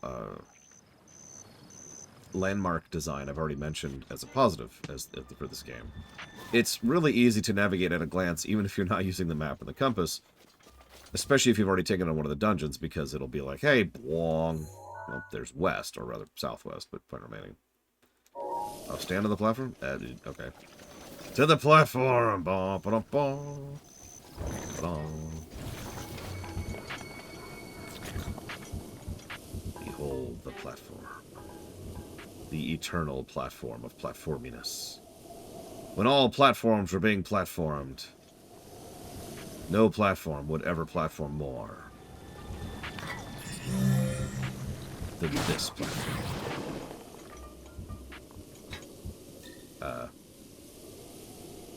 Okay.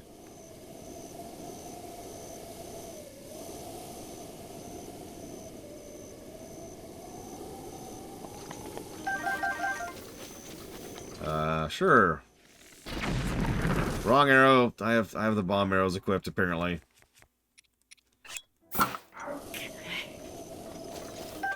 Although we got a red jelly out of that, so that's cool.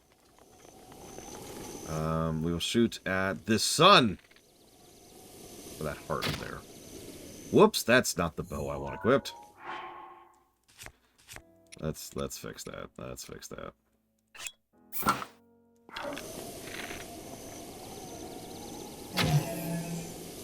And it's depowered. Alright, to be continued. Alright, so.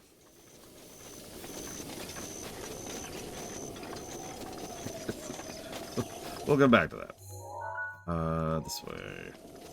But, you know, honestly, it's actually probably faster to do this.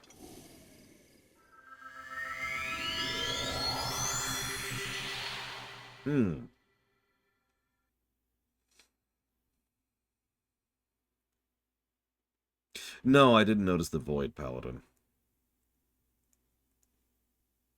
Oh yeah, the load screens now indicate which of the divine beasts you've already activated.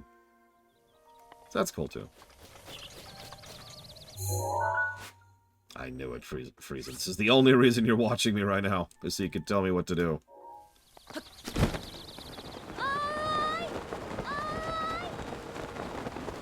Which one, Huthor?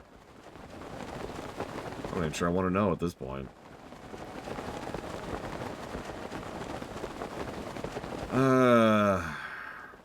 Yeah, I was gonna say all of them, every studio ever. If you say Nintendo, I'm gonna be really depressed. Oh, we knew about Moon Studios. That's not super new. Oh no, I have to go up a thing. So, anyways.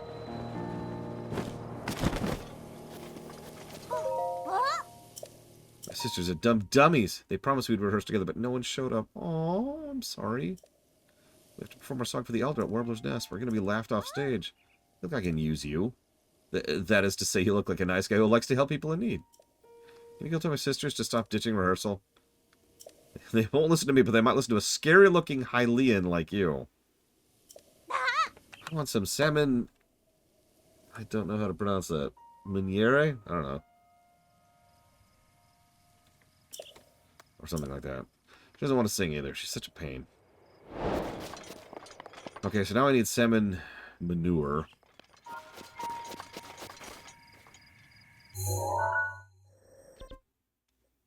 Cool. But yeah, Moon Studios, that's unfortunately not super news. If there's something new, then sure.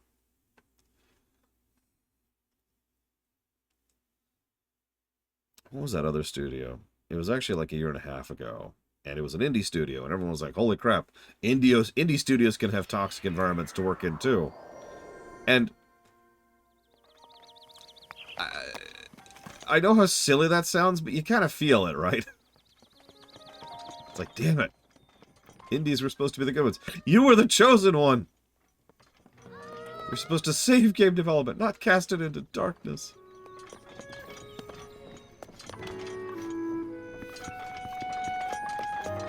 Why in God's name, Ross? Oh yeah, speaking of which, that's a song that will get a song negative. Hi. Good day. Good response. Great kids are great greeters. Dad finally came back from work, but it sounds like he got hurt. This has gotten a lot better, so he'll be able to detect me flying again soon. I don't remember Act. No, not the pop song. The Chocobo song. Oh, what's that? You don't remember the Chocobo song? I would be happy to play it for you and torture you with the nightmare death.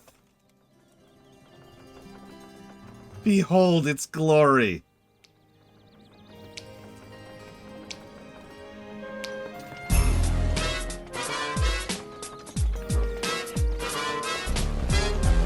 This is a real song. In a real big company studio. Just soak it in. Soak it in. No, I'm not actually gonna make you lift and all that.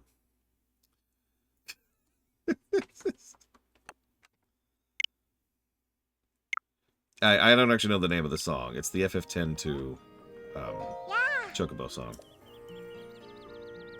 I found the tree. Huh? What? You met the white birdie? What did he swallow? A shrine. The snow white birdie wasn't actually a bird, so the white birdie was a Hebrew mountain. Oh, Grandpa, you always were such a prankster. I mean, even the Mallow Mart song from this very franchise isn't that bad. I need salmon manure in my belly. I know Keela wants me to practice singing, but I can't. I'm telling my salmon manure. Manure. I didn't expect them actually to get it for me, though. I don't want to practice singing, but I really do want some yummy salmon manure. Okay, so they're off to the Slippery Falcon. Yeah, this is just a preview for when we get to the DS games, Blade of all. Oh. We are now finally playing as Zelda. Oh. Oh. Ah. Oh. I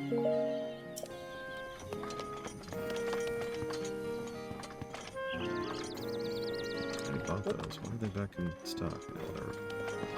Oh.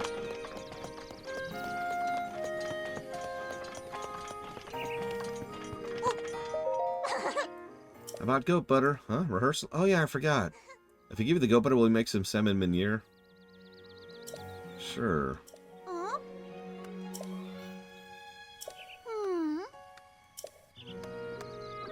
Okay, so we got the goat butter.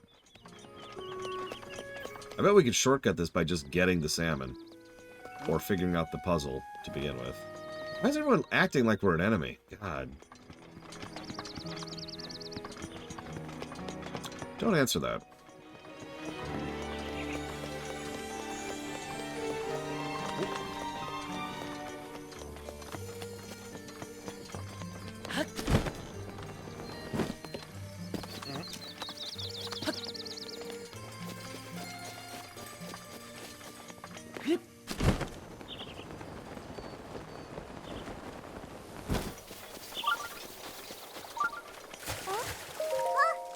I'm fishing for a hardy salmon. Huh? What are you doing here? Oh, rehearsal? Oh, I totally forgot. I was too focused on catching these fish. Keel's gonna kill me. Please take this hardy salmon and make some salmon meunier. Grab one of these, because we're almost out of our other one. The other one is way up high. I do find it funny that they see me in, you know, what is effectively full armor, and they're like, "Oh my god!" I guess we do have red, or purple? Pink? Glowing eyes.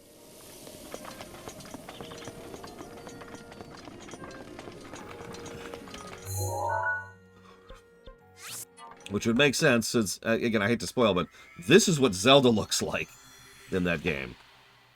You'll see when we get there. It's a thing.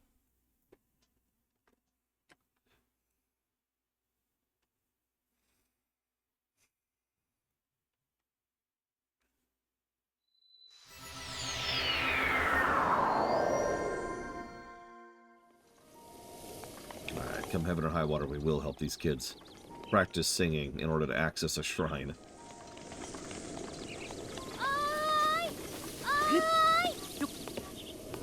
Oi, as they say.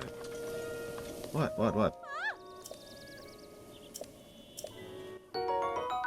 Oh, okay. Quest complete, I suppose. Well, we still gotta help, though. We never figured out... What is that? And, of course, I don't have a Rivali's right now. Wielder of the Eclipse. Interesting. But we still can't have undead paladins, because, you know, that would just be wrong.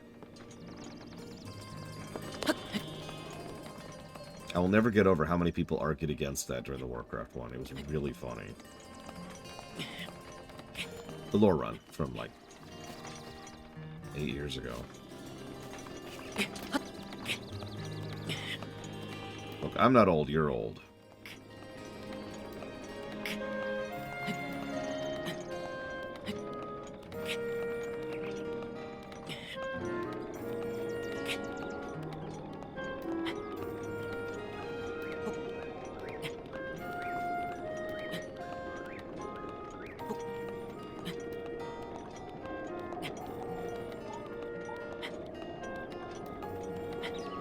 I mean, of all the things I hate about Shadowlands, firmly establishing, yep, there she is, that undead does not equal evil death is, you know, nice.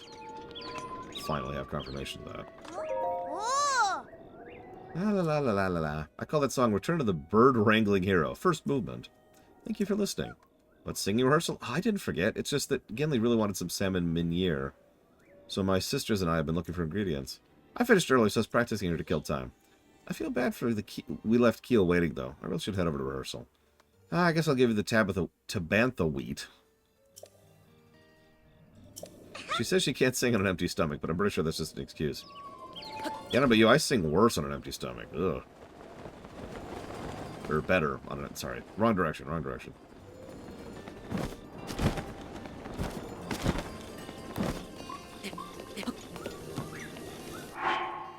Okay, so...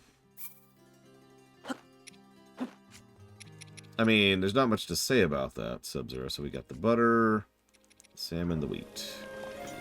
I think that was everything. On that in a minute.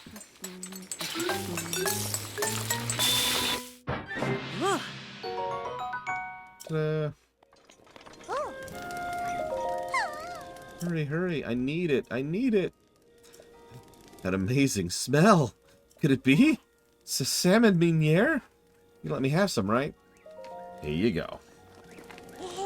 Yay. Yum, yum, yum, yum. Don't eat with your hands. I'm stuffed. Huh? My promise to my sisters? I suppose I shouldn't break my promise. I really do like singing. I'm just too nervous to sing in front of other people. I have serious stage fright, but maybe practicing with my sisters will help me feel more comfortable. Anyway, thank you for this meuniere. It was soft and flaky and delicious. I'll give this my rehearsal. Come back later. Good morning, evening. So I assume, Sub-Zero, you were talking about the fact that they have acknowledged, finally, formally, and officially, that the Switch successor actually exists. AKA the thing we've all known for literal years at this point. Which I suppose gives away my opinion on it in a nutshell.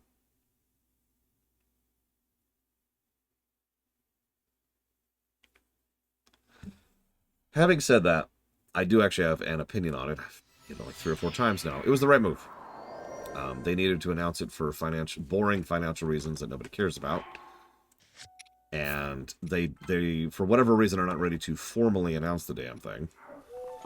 So, instead, they decide to go ahead and do a thing saying, yeah, it exists, so they can legally now claim that. So they can now legally claim that. And, having done so, they can now get ahead of the fact that I knew nothing. They can get ahead of the fact that people are going to be expecting a Switch 2 announcement every single Nintendo Direct that comes out until the announcement happens. And, I mean, people are still going to say, where's the no Switch 2 announcement? Because people are still stupid. But at the very least, they get ahead of that a little bit by prefacing and saying, no, we're not talking about it in the next Direct, which in this case is the June one.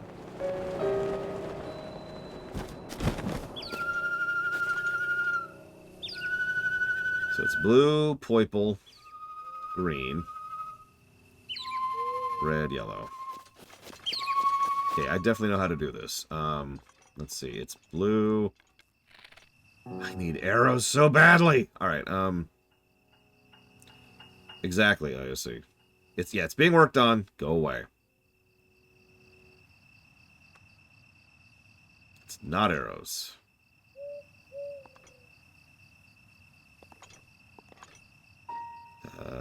Leaf. Yes, I have a leaf on me. Definitely, and I didn't get rid of it because I ran out of inventory space earlier, or anything.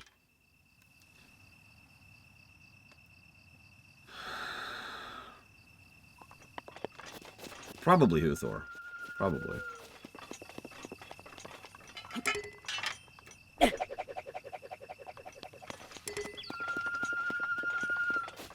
Yeah, let's see if we can find a leaf nearby. And when we can't, I actually know where one is. You always gotta memorize regular spawns of stuff like this.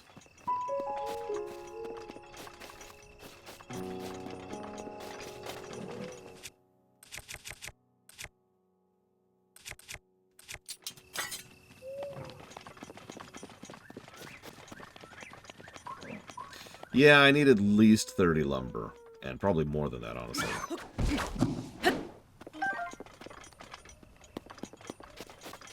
I was kind of hoping to get the Master Sword first, but... let's go over here. Hey, Korok Leaf. Woo.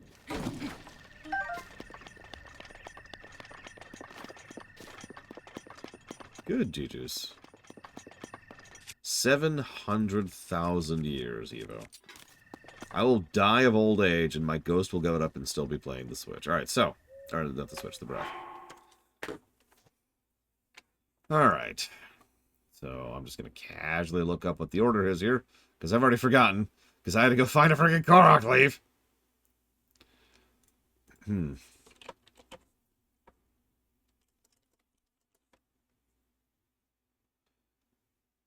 Oh, Warbler's Nest. Here we go.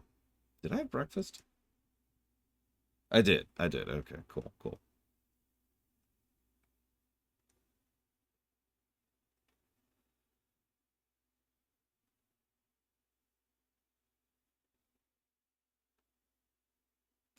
45312.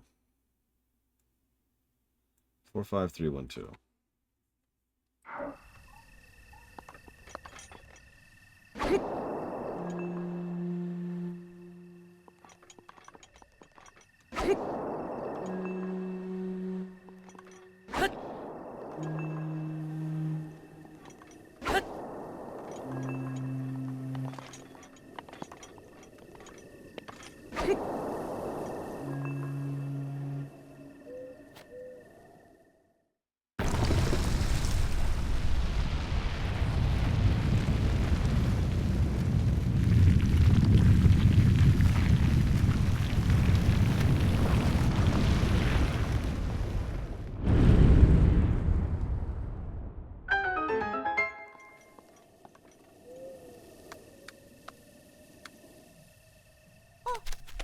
Hey, look, guys.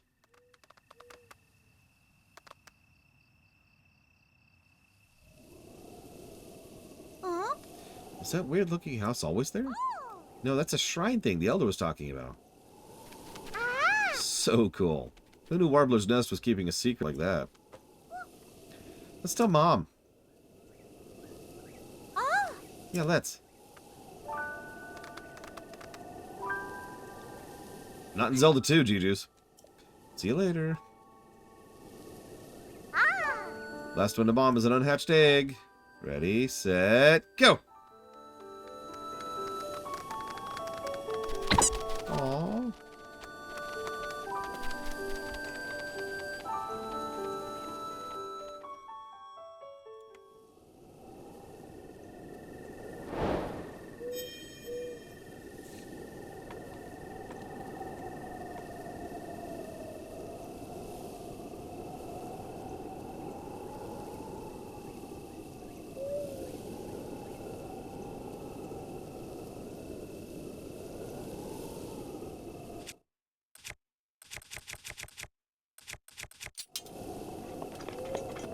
Over here.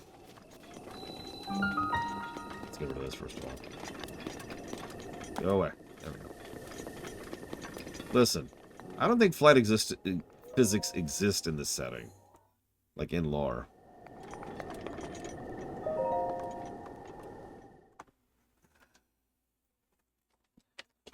Ugh. Is there gravity though? I don't know.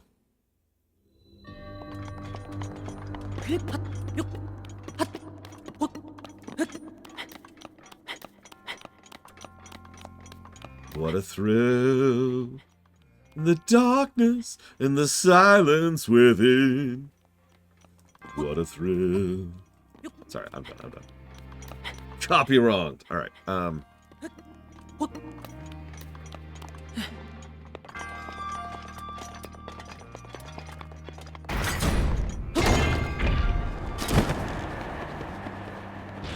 That's lava.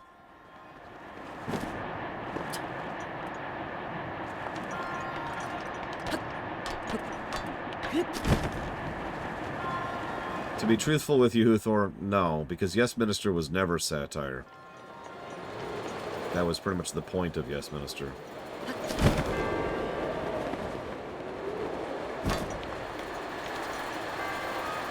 No, I think I prefer these, Spartan. Despite their issues. Because they do cool stuff like that. Like, I actually rather enjoy the... I've figured out what to call these. The Portal 2 puzzles of the Trials. I wish they had some brickwork or some narrative threads or anything going for them other than the raw gameplay, but I still do enjoy these for what it's worth.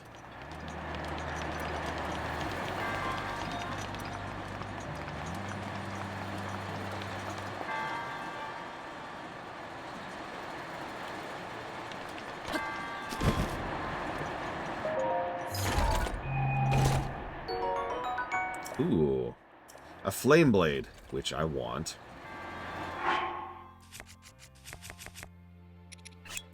I'm just gonna get rid of that Korok leaf into the lava. Yeah, it's gone.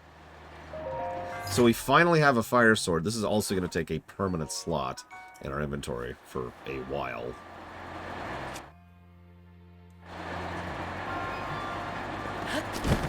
Yeah, me too. I'm pretty sure last time we found a fire weapon way earlier. Hey, Yada.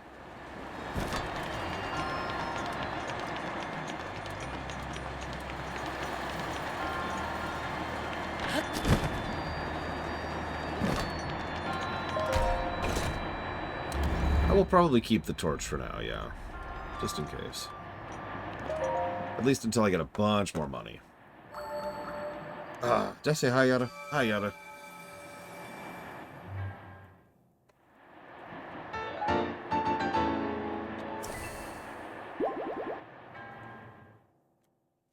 Yep, Assassin's Creed Japan by the Odyssey team, if I'm remembering correctly. Oh, hi, Yada. Did I say hi? Hi, Yada. I mean, I like me some Portal-style dungeons. I do. It's when you give me real puzzles that I just stare at for 5 minutes going, And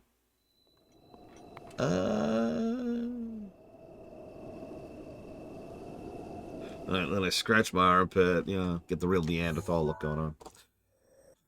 What time is it? It's 2 in the morning. Let us go. Let's do this one.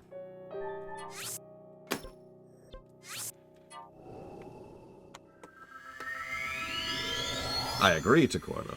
These are some interesting physics-y puzzles, and I mean that, but they could probably have just built this into the terrain. And I mean, we already have magic, 10,000-year-old Magitech, which just erupts from the ground and still works perfectly well after 10 millennia. Why not just have it so that, oh my god, the nearby surroundings have been warped by the Sheikah in order to test the hero, and whatever. We can come up with an excuse. It's not hard.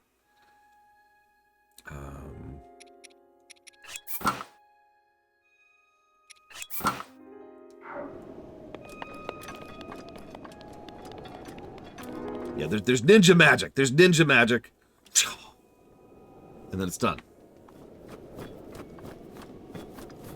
The Yiga literally teleport. I mean, come on.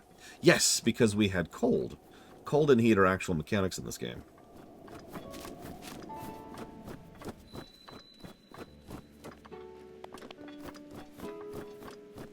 Oh, lumber. Sweet, sweet lumber. And a lumberjack axe, which I actually really want. So I'm going to go ahead and toss the torch for this. Torches are easy to come by anyways. Nope, that's the wrong button. There we go. Go away. We're going to grab the lumberjack. See, I'm a lumberjack and I'm okay. I sleep all night and I work all day. Now, what's funny is only 2 of the things I just said are lies.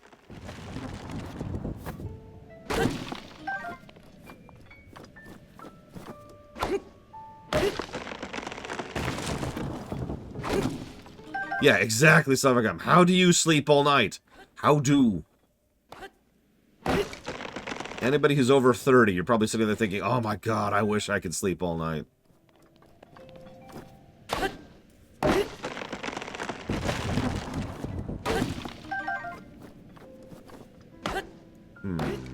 So, actually, I have hacked wood before.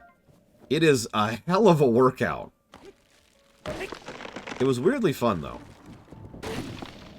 Nothing at this level. Well, actually, maybe at about this level. These aren't super big trees.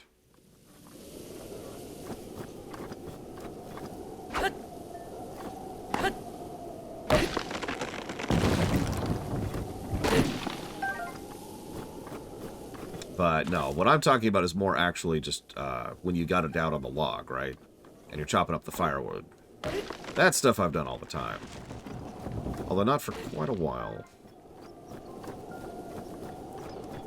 That's a bear. You don't have to fight me, bear. Yeah, okay, okay.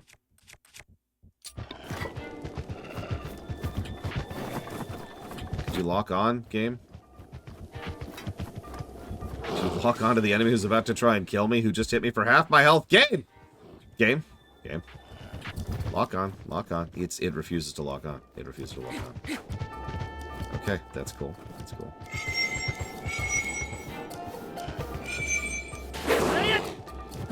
And we're dead. because I couldn't even do that. Why couldn't I lock on? Why can't I lock on? Current tense.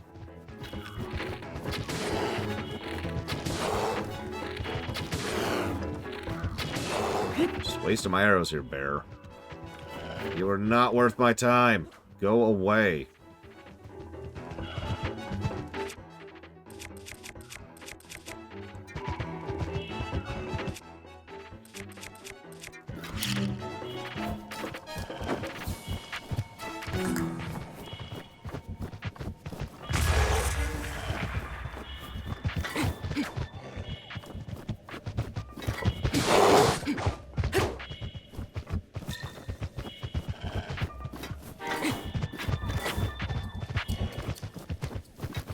Damn, you're irritating.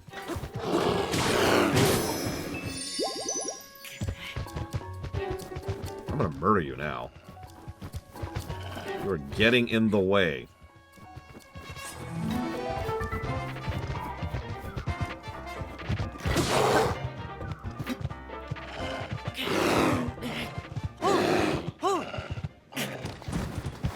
Okay, well that was pointless.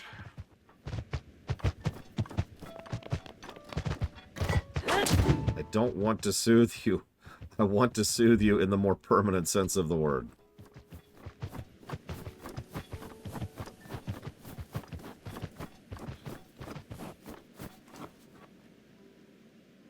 And then he just runs. Thanks, game. Thanks for wasting my goddamn time.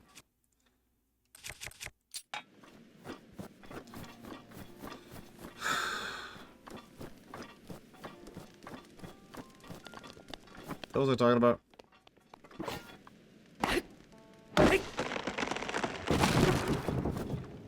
Why would they do that, Igor? Why would any sane person leave YouTube comments on? Yeah, so riddles, that's what I was answering. Riddles, which suck, and the reason I hate riddles is because I suck at them. The only way I can answer a riddle is by saying, I give up immediately. So if you ask me a riddle, I'll be like, I give up. What is it? Because that's the only way I can answer a riddle. Just knock over this person's house. How much wood are we up to? 30, so I need a little bit more than that. Because I suck. I can't do riddles.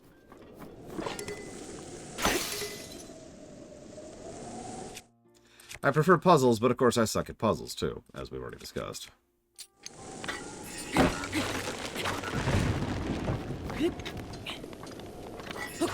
Don't do it, Uthor. Don't do it. You know what you're going to see. Come on, man. Don't feed into the drama crowd. They don't even exist. They don't even exist.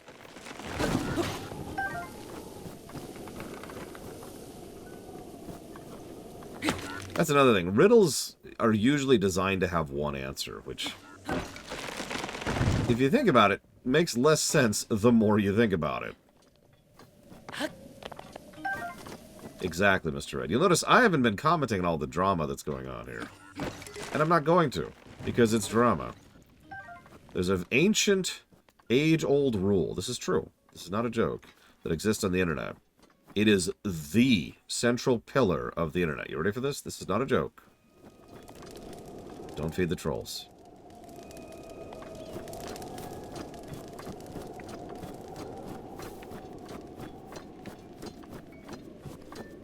People say that as a meme, or as a joke, as an amusing anecdote, but no.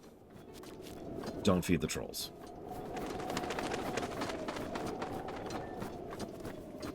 I don't even know who that is, X, so I'm gonna go with no. Oh, everyone feeds the trolls. That's the problem. Have you ever wondered why? I don't mean to sound accusatory, but I have no other way to say this. Do you ever wonder why that kind of negativity gets so many clicks? It's because people click them. Oh, sure, it's pushed into our face, but you have to understand, that's the other way around. The reason that is the stuff that gets pushed into our face is because people were clicking it. Because people were feeding the trolls. Roll 1. Okay. We got a decent amount of lumber. 34. That should be good for now. That should be good for now. Remind me after this next shrine to go get some frickin' fairies.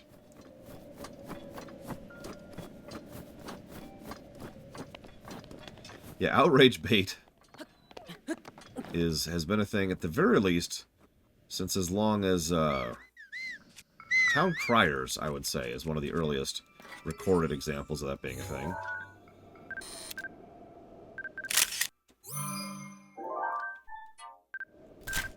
Wah!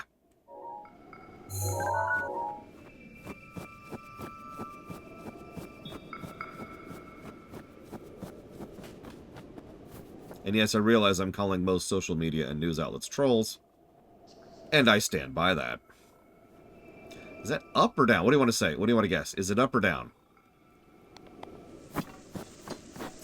I'm feeling up because it's the most irritating of the two answers.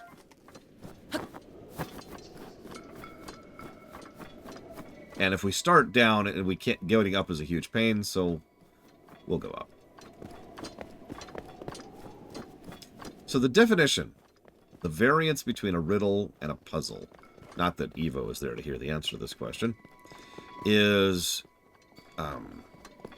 a riddle is, as I would define it, a riddle is something that is designed to engage your brain into thinking around the question being posed, rather than actually answering it directly. A puzzle is looking for an answer to the question. A riddle's main purpose is to engage your brain to begin with. Hence why the idea being that riddles should have multiple answers, and arguably do.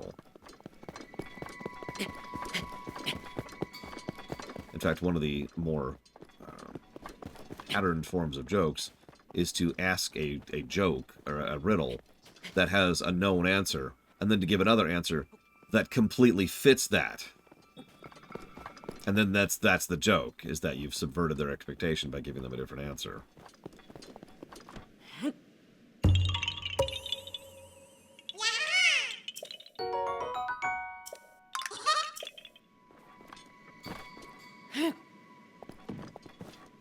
Okay, so it looks like it was down? Hang on. Before we commit to this, before we jump to our death here, and let me tell you, I love jumping to my death. Is it? All right. Let's save, because I don't want to make that climb again.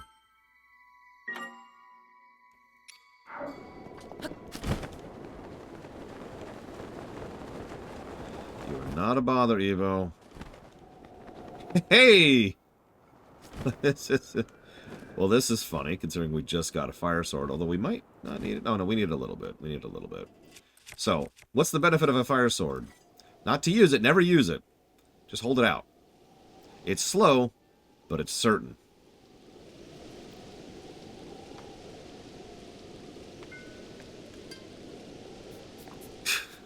Someone made a comment recently on my own Discord that said that they appreciate news podcasts because the job of a news podcast is to filter and sift through all the dreck in order to try and figure out what's actually newsworthy and then report on what's actually newsworthy.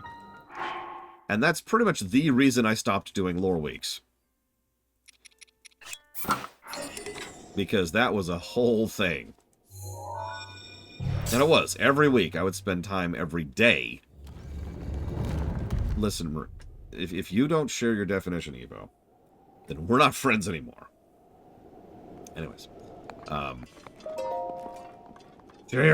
Alright, and that was a huge thing. It was a huge hassle. And, of course, worst of all, there were quite a few weeks where there just was nothing newsworthy. Like, even the recent Nintendo announcement, which Sub-Zero just asked about. That's what? 10 minutes?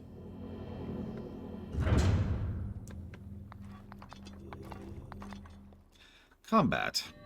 Major combat. Why are all the major combats up here?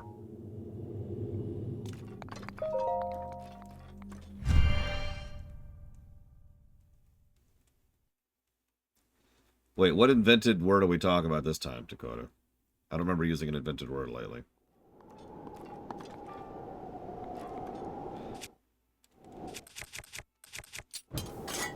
Do I know of any good news podcasts? No, I do not.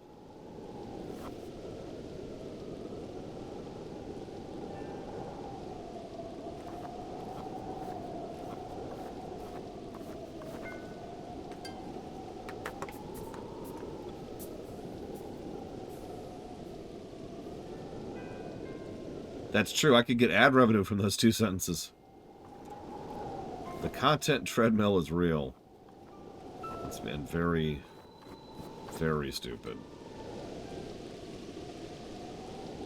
You know, I'm pretty sure this is exactly how I got into this exact same shrine last time, too. I'm almost positive.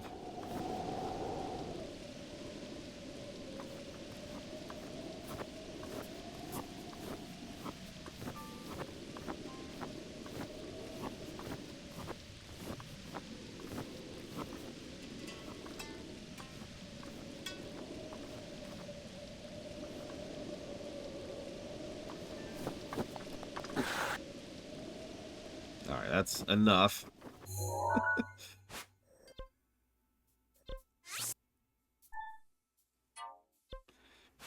That's a good idea. Then I'll react to myself. I like it.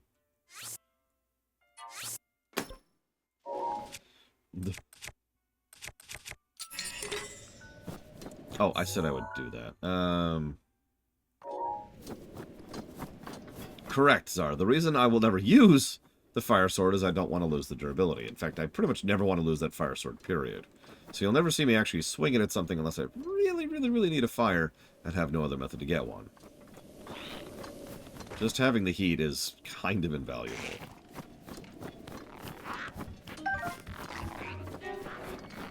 So this one time, 2 years ago now? God, I don't know. It's been a minute.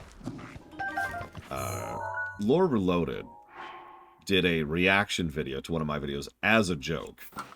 And I did one to one of his. His audience didn't get the joke. And legitimately started spamming me with hate comments for stealing his content, which was the thrust of the joke.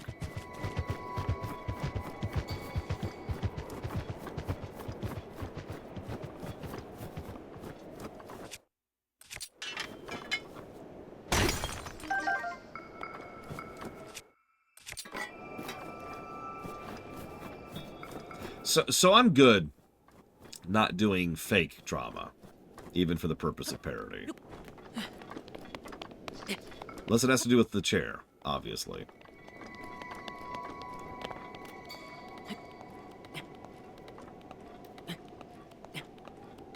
Yeah, no, Lore Reloaded and I had been crossing over stuff for a couple of years before that.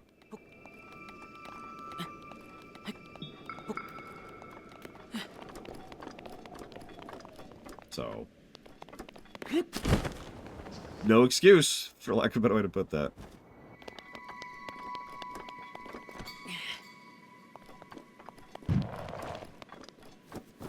Yeah, I'm pretty sure he's still doing videos, but one of the last things he talked to me about was that things in his life were not very good, and he was trying to get out of YouTube.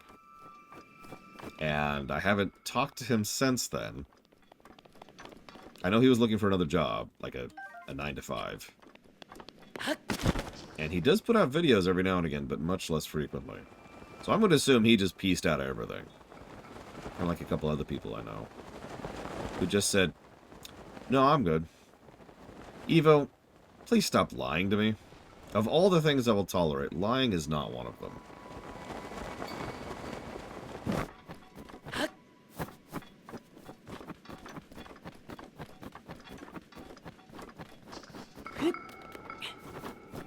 Yeah, Valvedrix, and not to call her out, is someone who just had had enough of the internet and pieced out, and I don't blame her.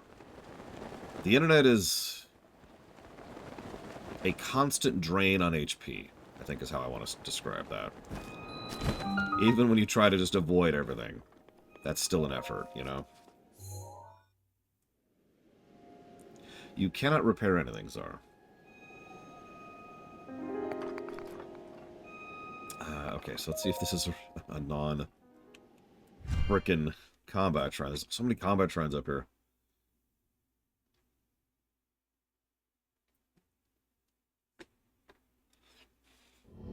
And yeah, this really is the HM slave thing all over again. Hey! Okay. You know another thing I don't like about these shrines? You see that glow? These are physics-y portal-style puzzles. And that means you need to look at stuff and then be able to deduce, based on looking at it, how to maneuver through it.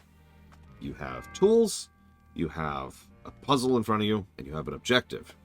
And being able to see what you're looking at is a part of that.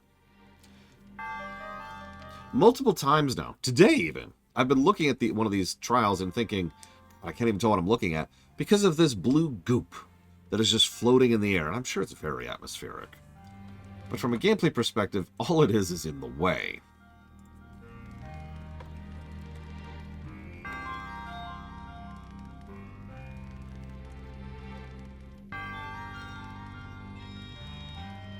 I actually have a term for this. Visual distinction.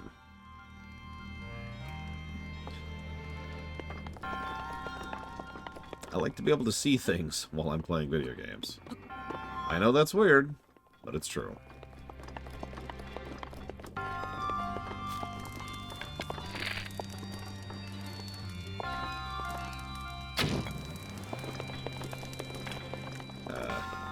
And I just lost an arrow.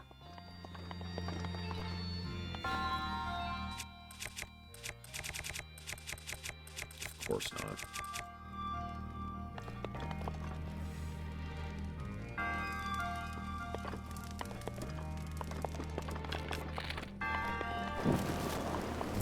Okay, I didn't realize I could just knock that over.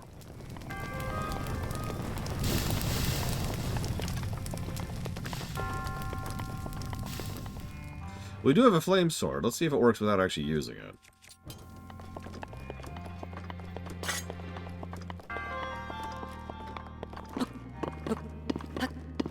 It looks like it.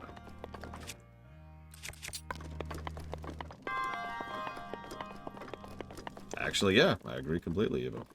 Other than the part where I was literally blinded.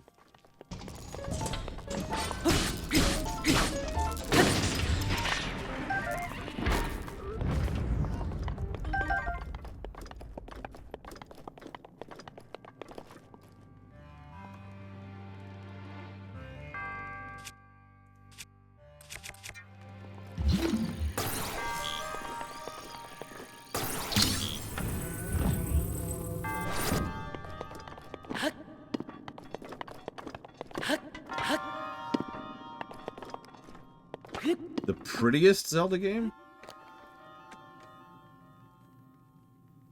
Four Swords Adventures.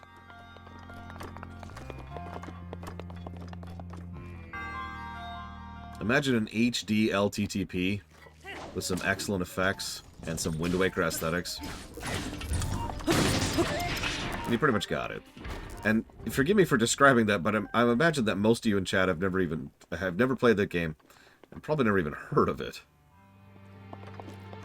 No judgment. It did not get marketed particularly well.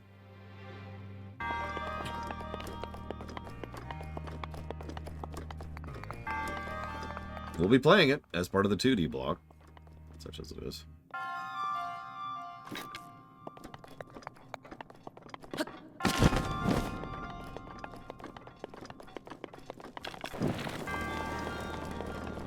Let's see if we can do this without losing our arrow here. Yeah. Right, we cannot sprint without losing our arrow. Idiot.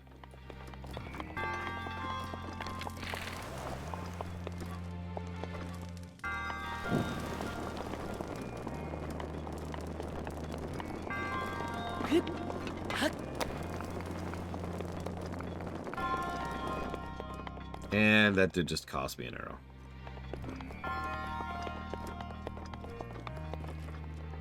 I mean, there's a reason the internet has the rep it does, Mr. Red. Like it or not.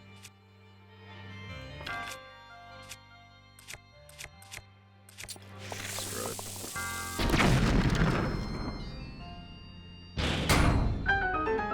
Look, I got places to be.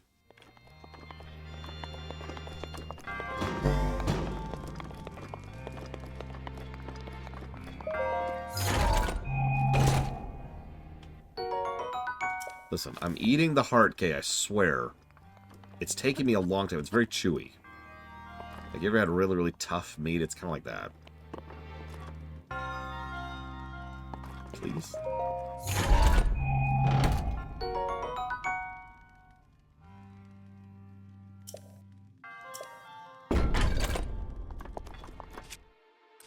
I'll admit I haven't been interested in the Assassin's Creed series since Odyssey. That is a bit of a shame because I've been told that they did some good stuff in Valhalla.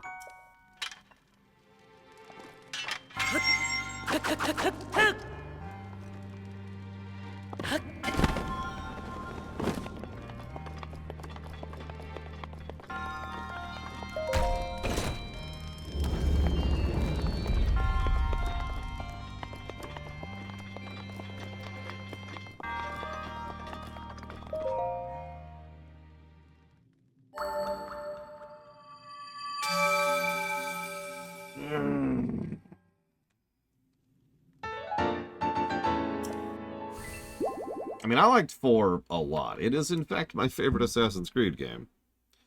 But it's kind of a weird situation, because it really is functionally the last one.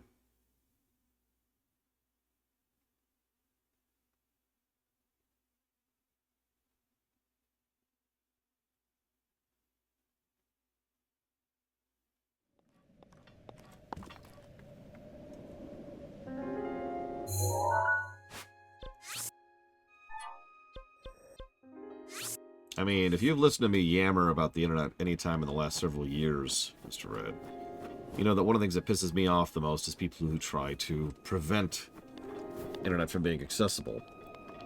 The internet is simply entirely too useful of a tool on too many levels. That's why IPs piss me off. Sorry, internet providers, not intellectual property. Let's see, would I rather have a Morrowind sequel or Elder Scrolls 6? So what's the difference?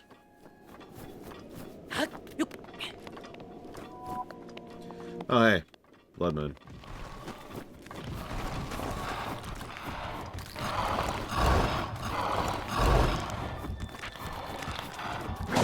Takes place in Morrowind. Canonical Morrowind? Because I'm not sure I want that. In fact, I'm 100% certain I don't want that. I love how the Blood Moon music is being overrun by the terrible music that plays during combat.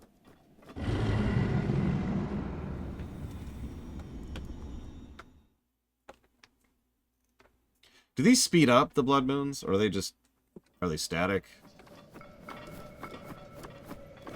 Real question, I don't actually know. Yeah, exactly. The meteor finally landed. I'm going to talk about how stupid that is. And then Red Mountain went boom because of that, which... sure. I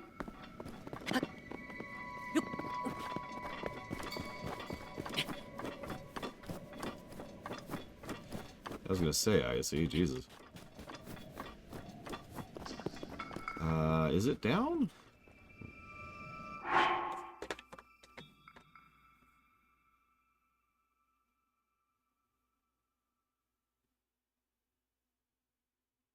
Hang on one moment. Fallout Morrowind. Listen, if there's one thing I know about libraries, it's that we need to get rid of books from libraries. Which probably sounds like I'm making some kind of political statement, but no, that's been a thing for decades. That's been a thing since before I was alive.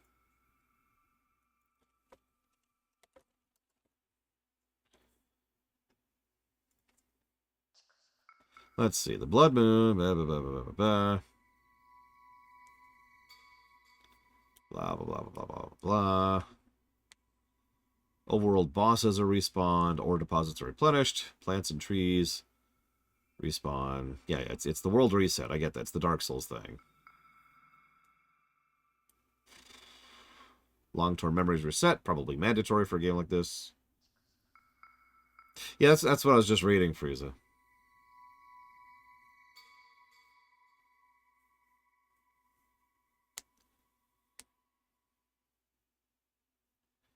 Apparently, it can trigger a panic blood moon if the game is running out of memory or assets are loading incorrectly.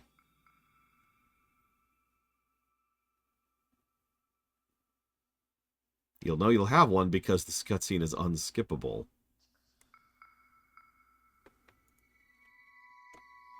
Yeah, alright, I accept that.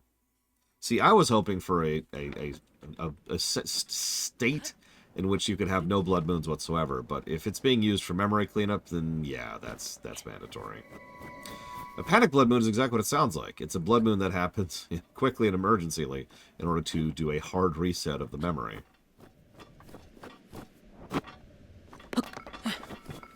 Hang on, I apologize. I gotta respond to a friend of mine here who is not doing super hot.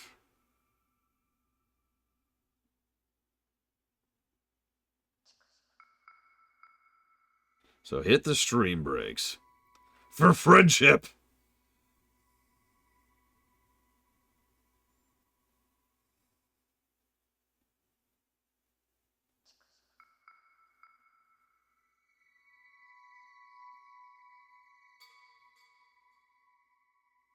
Yep, friendship is magic. In some cases, literally. Friendship is stream breaks. There you go, perfect.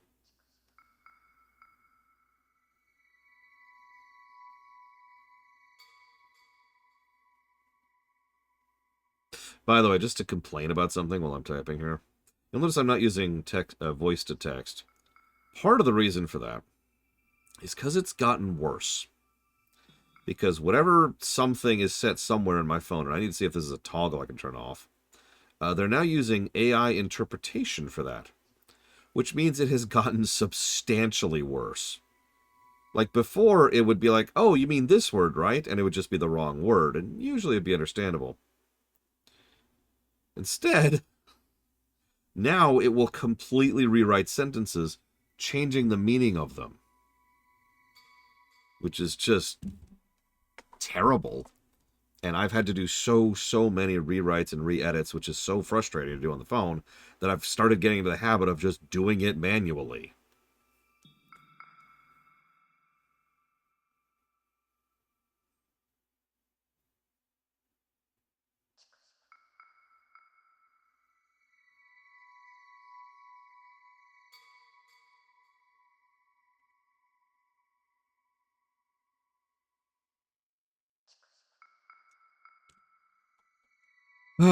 Anyways, what the hell was I doing? I've got one fairy, and I am actually looking for something. Where am I? We're up here. I've got a map. Map is all. The map is our friend. The map is great. We're with the map, 100%, or whatever that stupid rhyme was. This one.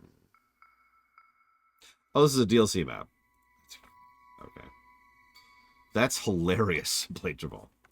Okay, so we're going to ignore this one. We already did that one, let's go here. Not really, Chill Pangolin. Here, you remember how I just decided to use generative text and see what it came up with as a sentence? Well, I did that again. Slightly different approach. Is that something that we need, or can we just pay it through the end user account and we will be able to do that, and I can do that too. Thank goodness for that. Thank goodness for the help, and I appreciate you guys so very. Appreciate you and your patience. I love your family so very, so very, so very, so and so very. So thank you so very, so many. So I will thank you so very. It really is funny how the further into the sentence you get, the more it just spirals. Just completely falls apart. Like, it starts off almost like a sentence. I mean, that makes sense, right? Given what AI bots actually are.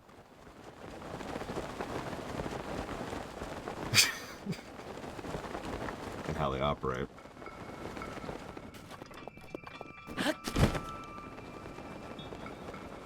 Yeah, it's just Mad Libs. This is the next generation's Mad Libs.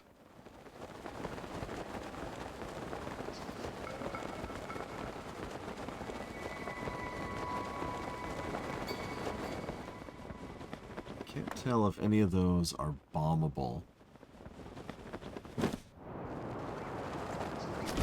Or if it's just down here. I think it's just down here. Because we need a snowball. Hello, Dream Whisperer. Would you like to build a snowman? Would you like to sing a song that I don't know the rest of the lyrics of at all? You'd think I know it by now. My middle niece was watching it ad nauseum recently.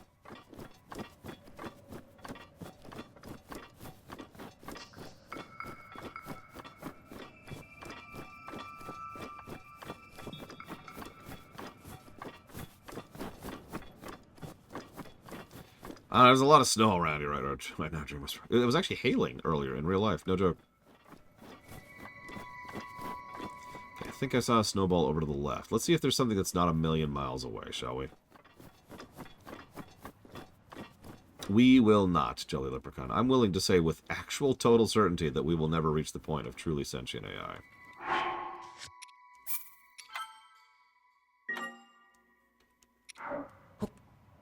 We are nowhere on that.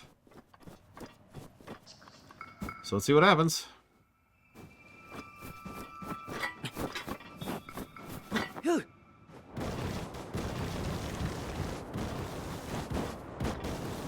Oh, hold up. Where'd it go? I lost it. There it is. Oh, it's not gonna make it. Maybe. No, it's not gonna make it. Damn it.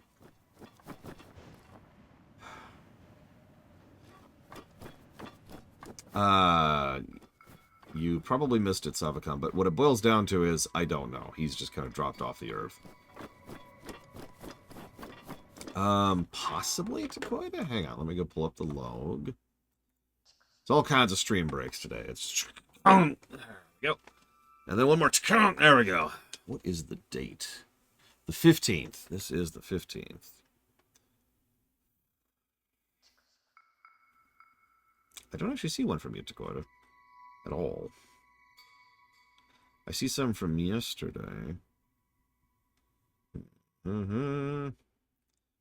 Oh, Ect did actually ask a question I didn't answer. Have I played the Hyrule Warrior series? Yes.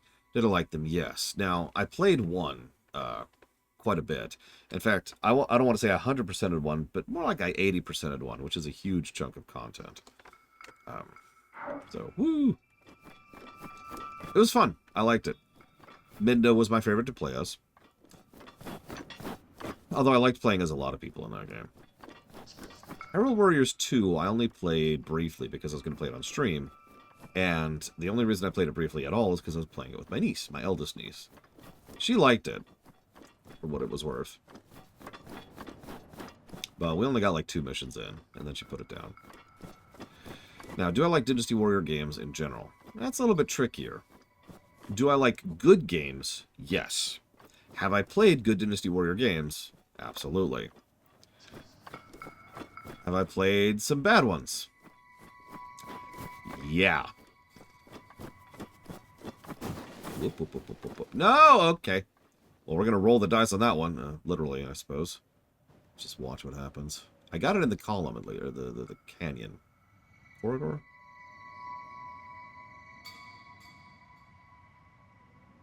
Nope. That went to the same area.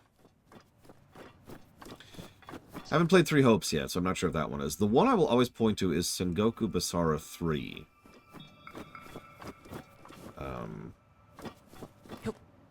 And you're probably thinking, why? Well, obviously, variety in playstyle is an important thing. Variety in level design is an important thing.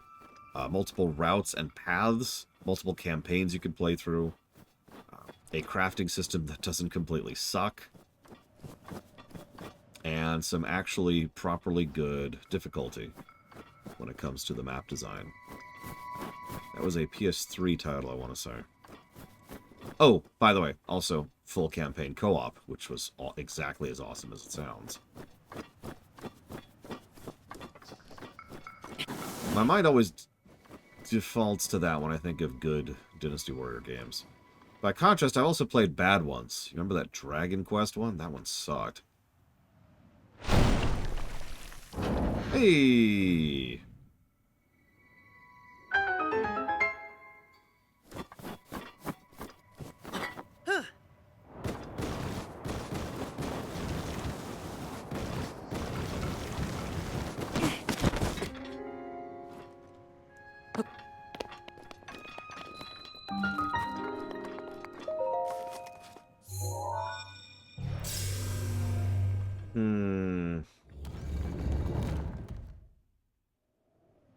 I mean, obviously, I do like the idea I mentioned earlier of having some of these Portal 2E dungeons scattered throughout the world map.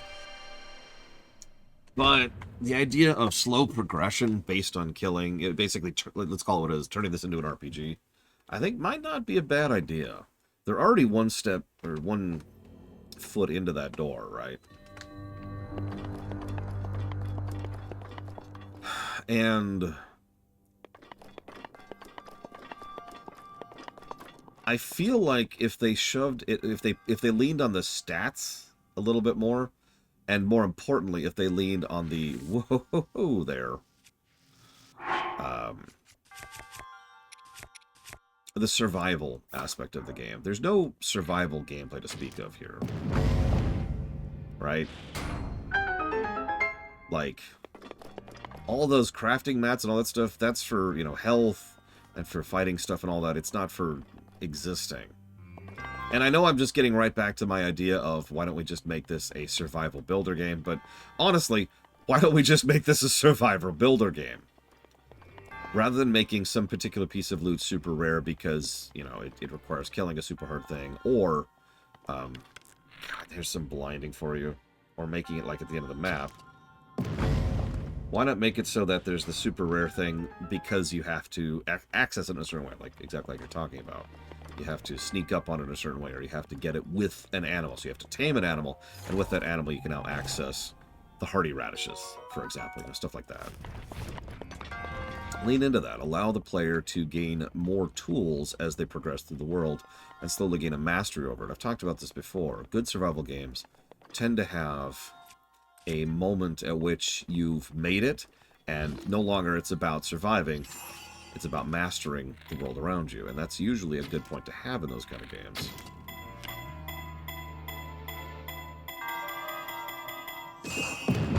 And the point at which you're actually building new towns and setting up your own, you know, trade routes, or have your own fleet of drones and animals and magic critters that are following you around.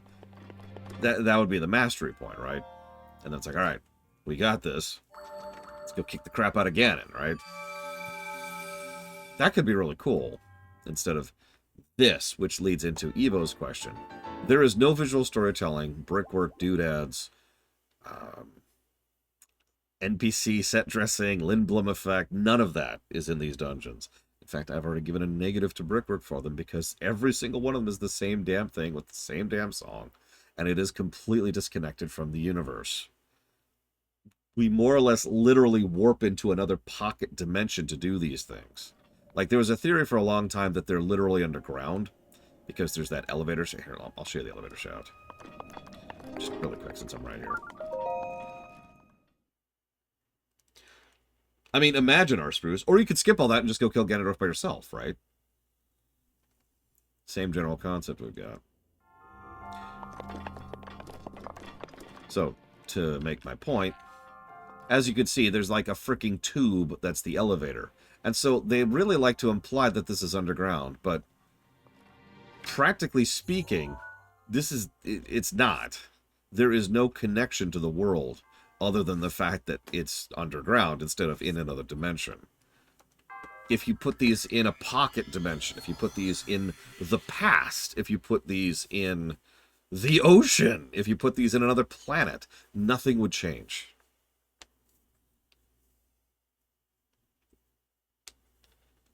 It would just be, hey, we're going to another one of those places. And that's my overall point. There is a disconnect. A Kingdom Hearts level of disconnect, which I just realized should get a negative.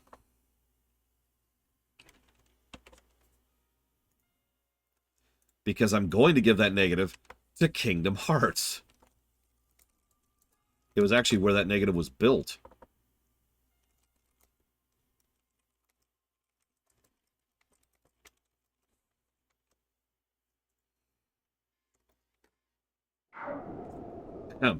Does Link have a personality in this game? No.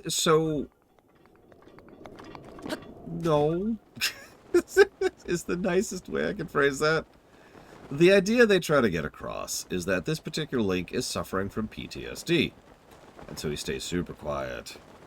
And so he's got a couple of tidbits of personality here and there. And when I say a couple, by God, I mean it. Not literally. But, you know. Not a lot is what I'm trying to get across. Sorry, your inventory's full. Okay. Which Zelda games do have personality for Link? Twilight Princess, Wind Waker.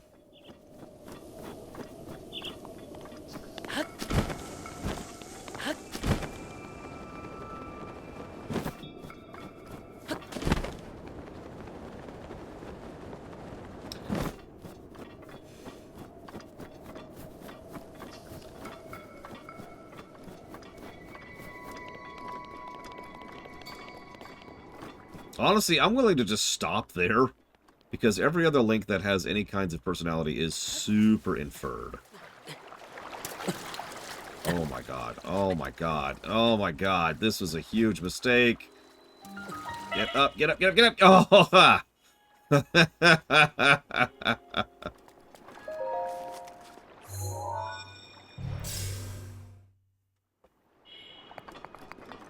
Made it. Made it. No, Evo. Most games try to some extent or another. We actually talked about this when we were going through the Spyro games semi-recently. Even the Spyro games, which aren't exactly known for story, tend to have more of a connective tissue to their story than stuff like this.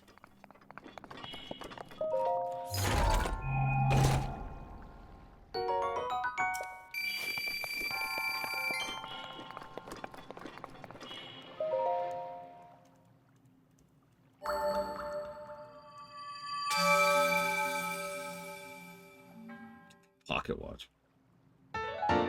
It assuredly is a deliberate choice. They have talked over and over and over about how they absolutely wanted this big, doomy, absent, empty thing for the game. And a lonely vibe of roaming the wilds, completely empty. And I really feel like that was a mistake. And the more I play this game, the more I agree with myself. Which sounds weird, but trust me, I don't agree with myself all that often.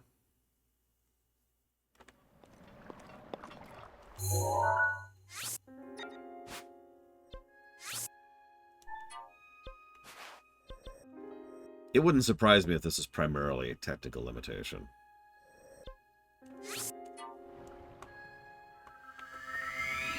Oh, absolutely, ISC. Everything... I've done a decent amount of research on the making of this game. I'm sorry, you asked that, Yura, and I didn't answer you. No, I have not played Diablo 4. Sorry. I have...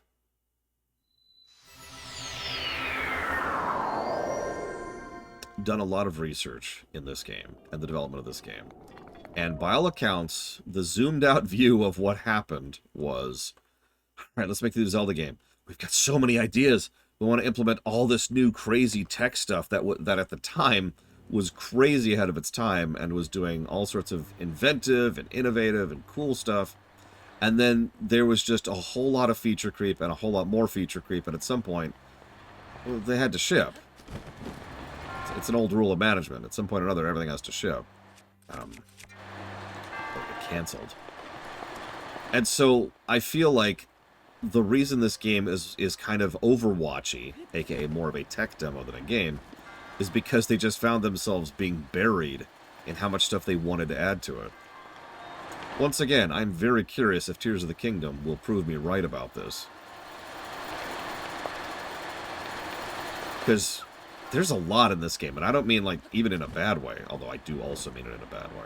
There is a lot in this game. 120 shrines, of which 70 some odd all have unique and different styles and types of puzzles. From physics to basics to platforming.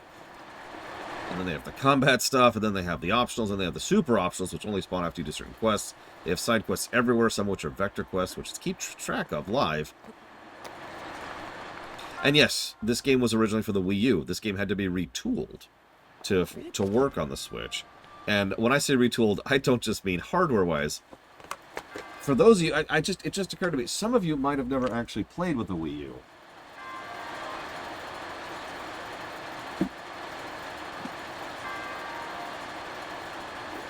So for those of you who haven't, this is the Wii U's controller.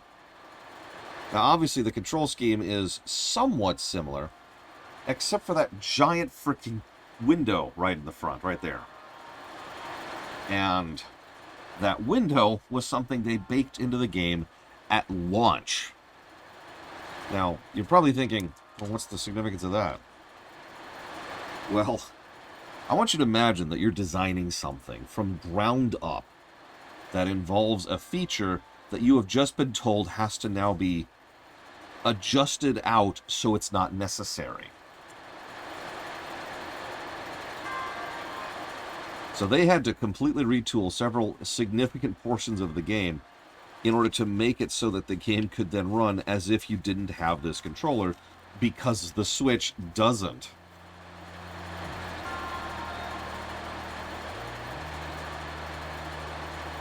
Now, I think they did a decent job of that, so, you know, credit to them. But I'm just trying to talk about the workload. It really is no wonder this game took 6 years to develop. They were allowed to go wild with it.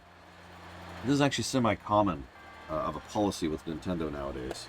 We have, as of this point in time, covered 3 modern Nintendo releases, which were effectively feature creep. Now, how good Breath of the Wild is debatable, but the other 2 are excellent games. In fact, I consider them 2 of the best games I've ever played and reviewed. Mario Odyssey and Mario Wonder. Different teams, by the way. So, it's not like they're necessarily wrong for having that general mentality of this is how we're going to approach game design. Screw it, we want to do everything. I also have been getting a vibe lately, which you can make fun of me for, but I do think this is a thing. I haven't played Tears, but you're absolutely right.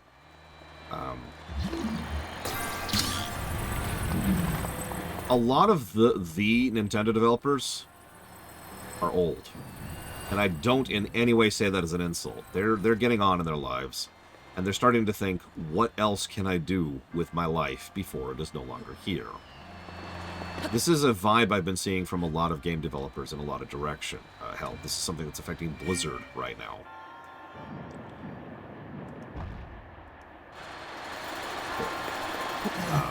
So...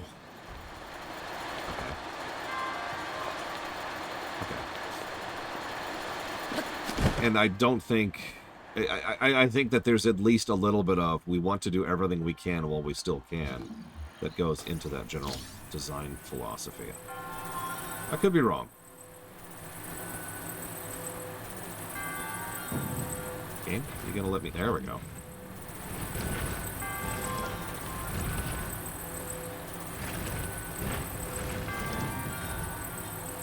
This is totally BSing this puzzle, and I totally don't care. The whole point of these kind of puzzles is multiple solutions. That's not even me saying that, although I am absolutely willing to sit on my analysis of that, but the developers have flat out stated, we wanted you to have multiple solutions to these things. They're physics puzzles.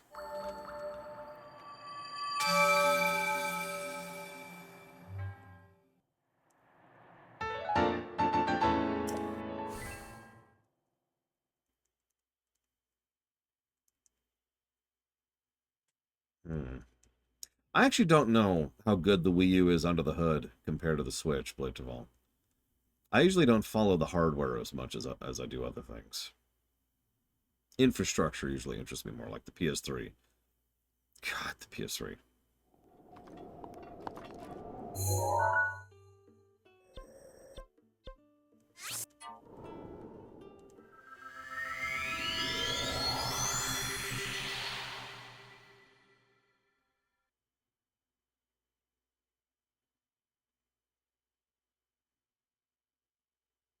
Hey, Luca.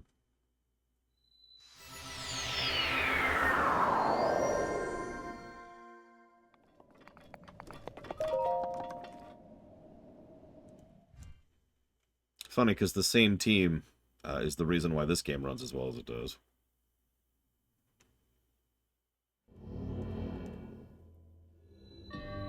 Okay. Yeah, sorry, I must have missed it, Zara. I apologize.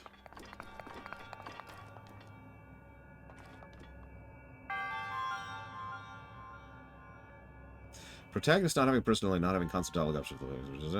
Non-automatic negative. It depends on the game. So, any negative depends on the game. I say a few times that such and such is an automatic negative, but that's actually a lie.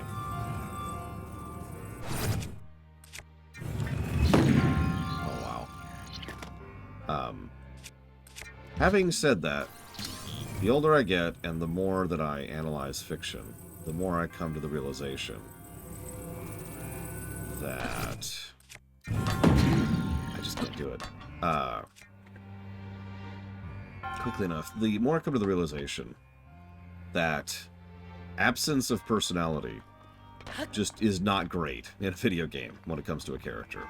Whether they have dialogue or not, whether they have lines or not, whether they have animation or not, it is the absence of personality that kills a character. I've seen characters that have full motion capture and voice acting and all that, that are bereft of personality, and it absolutely kills those characters for me. I can actually name an example for you, and I got a lot of flack for this, but the main antagonist of Last of Us 2 is a good example of that.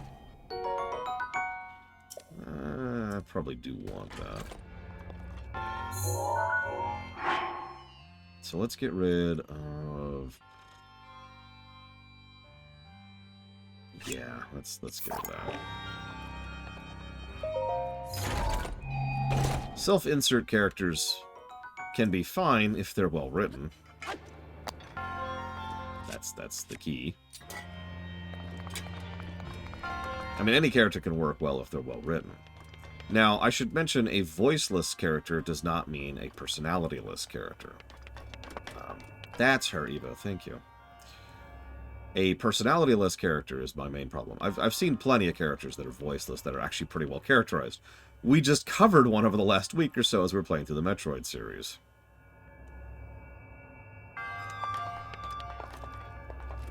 Gordon Freeman is certainly a debatable one. We haven't actually covered that professionally, so I can't speak to that. Chell would arguably qualify as well.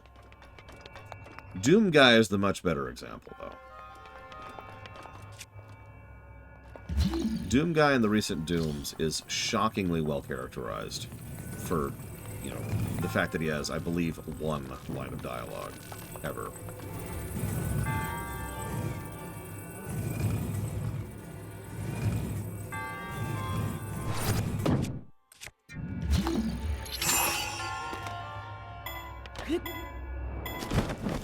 Oh, bullcrap.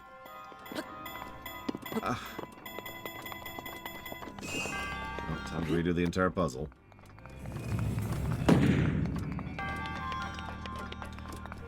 Depends on the specific game, Act. Some homeworld games do the chatter banter better than others.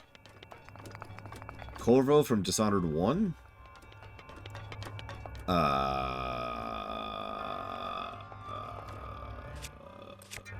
Well, I could go back and give it some negatives. I mean, we could do that. We could establish a precedence of no personality characters getting negatives. We'll have to do a bit of auditing, because we've covered a few games like that, and I think we've just passed over them. We've called them washes.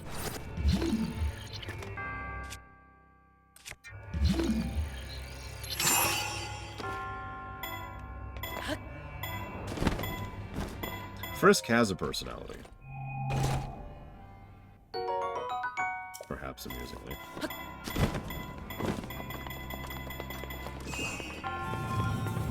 The Warden from Dragon Age Origins is absolutely a character with personality.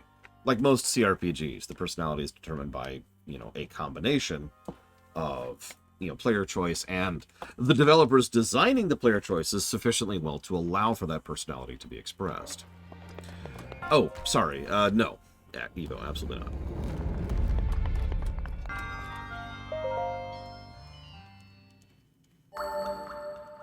Wouldn't be the first time, Luca.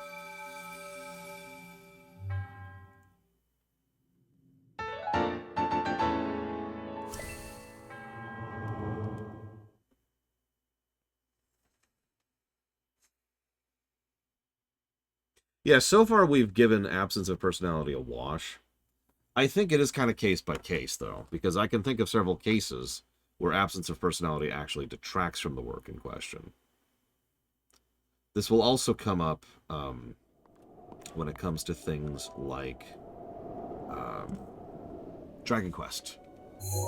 Because pretty much every Dragon Quest character, main character, is not just voiceless, but personalityless. They're there. And how good or bad that is, that's going to depend. Not to get too much into spoilers. No spoilers, please, in chat. But I can think of a couple of Dragon Quest main protagonists which do have a bit of personality. Dragon Quest V comes to mind immediately.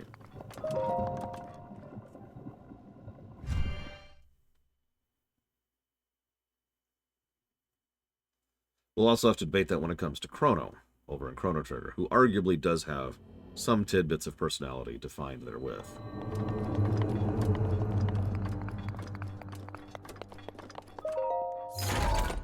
Warcraft, Vandalia.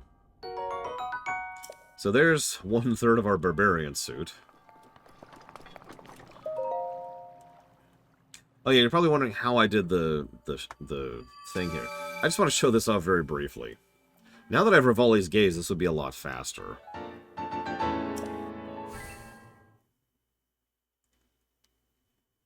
So you can climb the walls of the labyrinth. They're quite high. So you have to get all the way up there. But here's the funny thing. Climbing the walls of the labyrinth does allow you to skip part of it, but not all of it. Because they actually have roofs in certain sequences. So for example, if you climb up and land up top, you'll end up right there. So you still have to figure out your way in. Nevertheless, you can literally see the labyrinth on the mini-map right there in the lower right, and that's what you use to navigate at that point. And you're probably wondering, but there's no labyrinth here. Yeah, that's because I already took out most of the malice goop, which blocks pathways through here. And yeah, I agree that absence of personality in a case where there really should be one, that's really the problem. And again, Abby from Last of Us 2 is a example that's easy and quick to point to.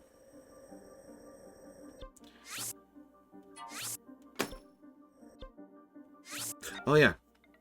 So since we did finally actually manage to get a frickin' elk, let's do this.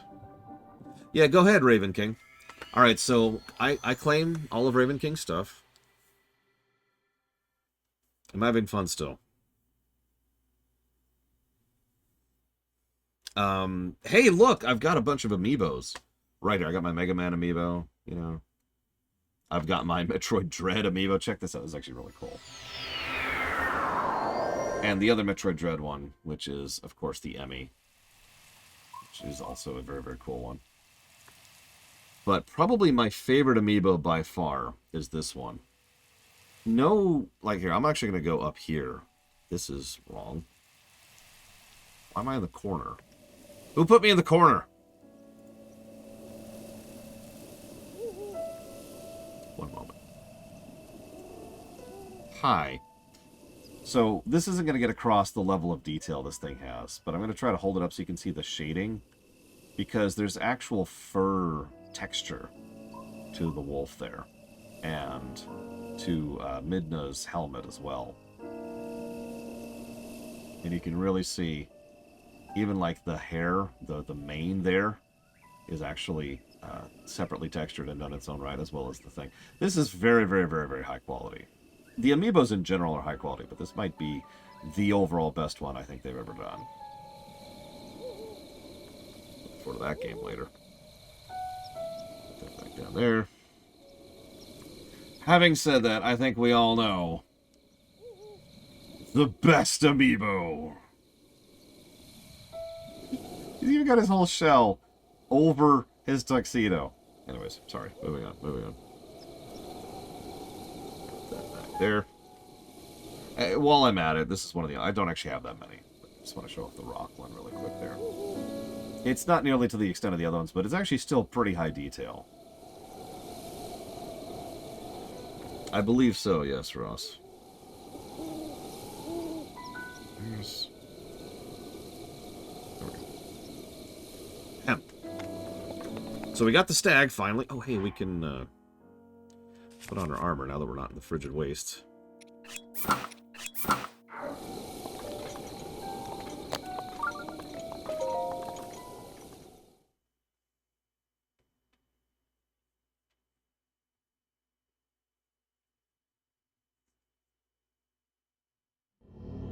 Now that's a good question, Czar, but generally speaking, I don't remember Persona 3 or 4 well enough to answer that question.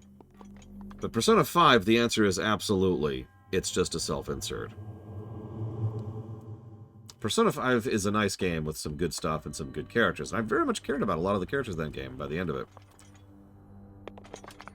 However, Joker is not one of those characters. Joker is a non-character.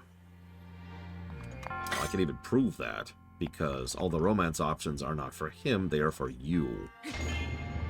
And the game is clearly designed around that conceit.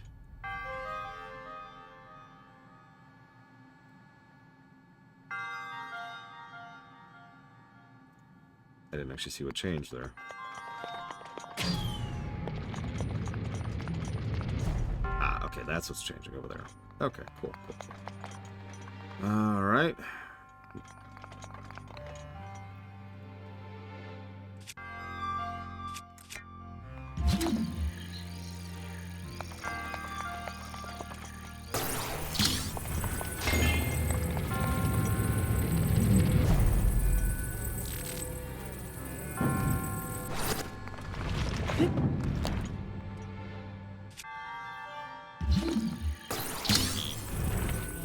Exactly, Pillars of Snow. Joker literally might as well not be in the games. Even this supposed connection between him and the main villain isn't.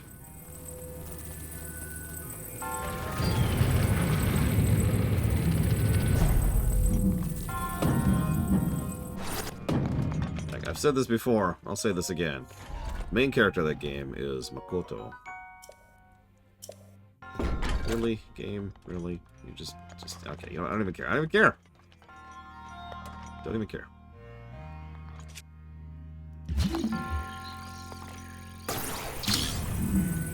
Yeah, Coffee Dad, who, it's worth noting, is awesome, would be a better party lead than Joker.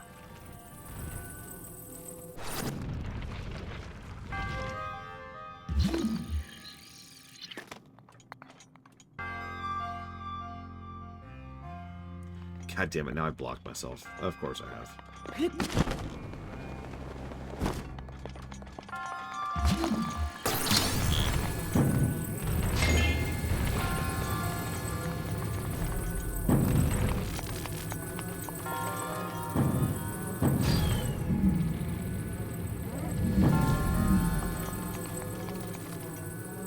Again, I'm not trying to bash Persona 5, but to be quite honest with you, that probably is going to be a negative when we get there. Joker needed something other than just to be a self-insert. An avatar.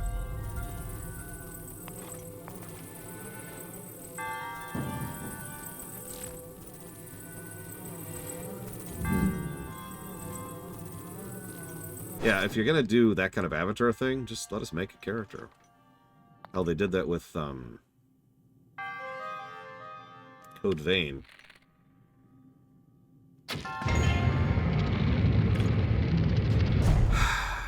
As much as it pains me to admit it, Ross, yes, I did like Ryuji. God damn it, I should have just carried it with me.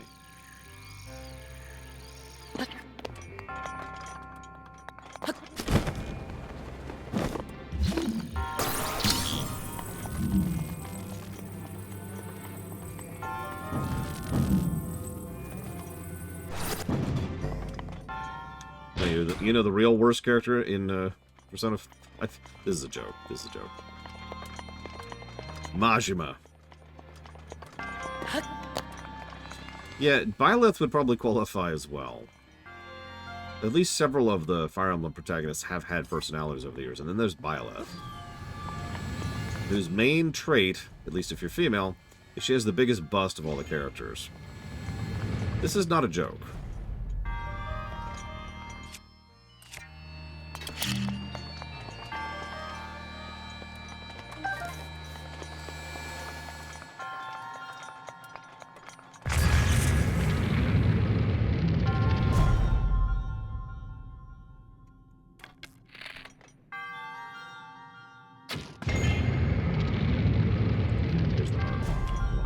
To do about.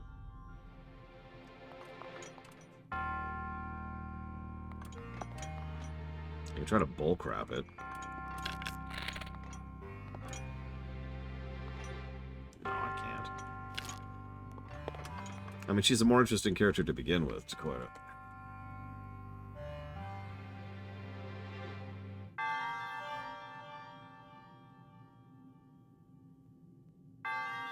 Okay.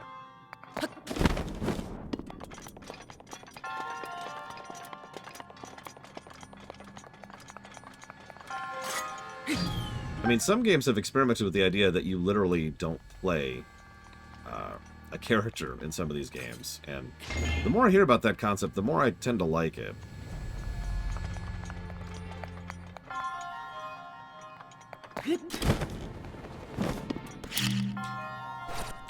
Final Fantasy XIV, the original, experimented with that concept. Didn't actually go full tilt with it.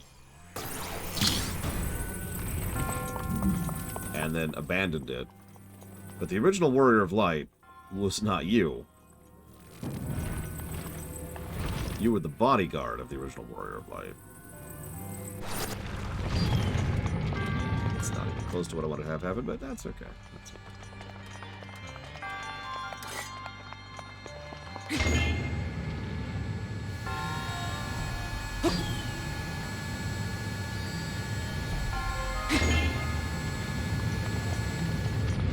I mean, follow the trends, Czar. Follow the trends.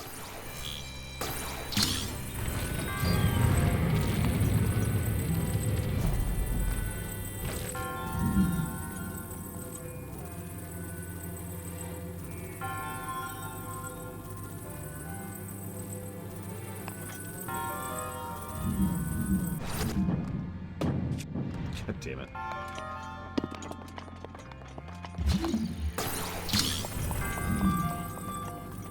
Well, that depends on how it's executed, right? Okay.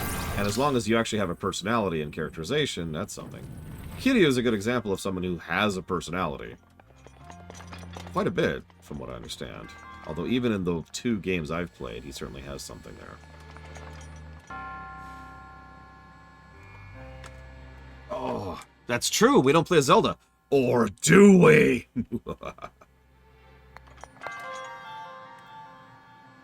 I have to do that, so I have to have that over there.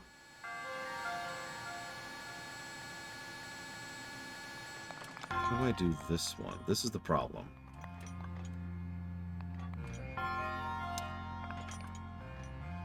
Okay, idea. Listen, we gotta have drama. I don't know why. It's a mandate.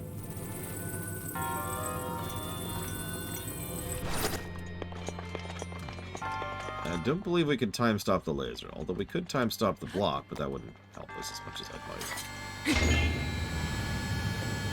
Come on. Whatever. Come on back. You're getting some LASIK.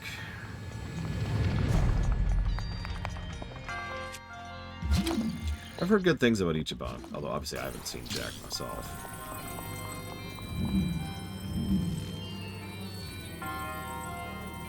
We're about to find out, Dream Whisperer.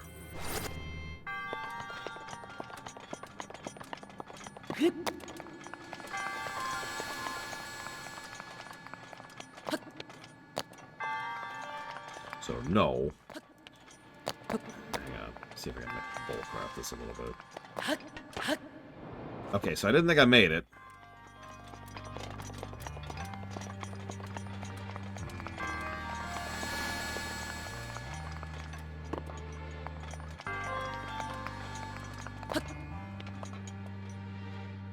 Now, this has to happen without this falling off.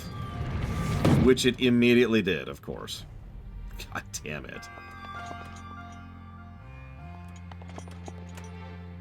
I don't know how to do this one. Like, I can't be over there and hit the thing at the same time. I think I'm actually stumped for the first time in this playthrough.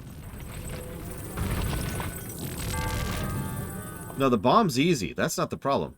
I've already figured that part out. Here, check this out. Watch, right? So we just leave that there, right? That opens the way. Cool. And then all we have to do... I'll show you, because I'm running into 2 problems, and they're both at either end of the puzzle. So we bring it back here, get our arrow back. Really need to buy some arrows. So the problem I need is what I need to be able to do is to have this bomb be here. And then I need to activate that beam, or that switch, from here. Which I can't do because they made that little ledge perfectly just to be in the way of me shooting the damn thing. If I throw the bomb, then by the time it's gone off, I can't get a second bomb there. I need a bomb to be there when this platform is on the other side. We could try to bullcrap it with a bomb arrow. Just do this.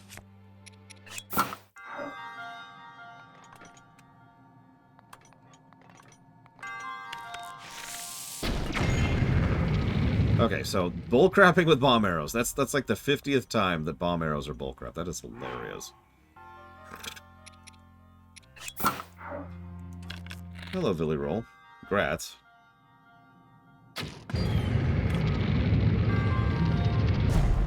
And then boop.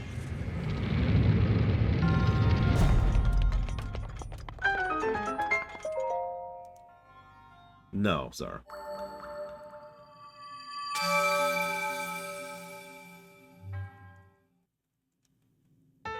There is some armor that reduces your stamina drain, though. Depend on certain activities, I should say. Now, I believe... Let's check something here really quick.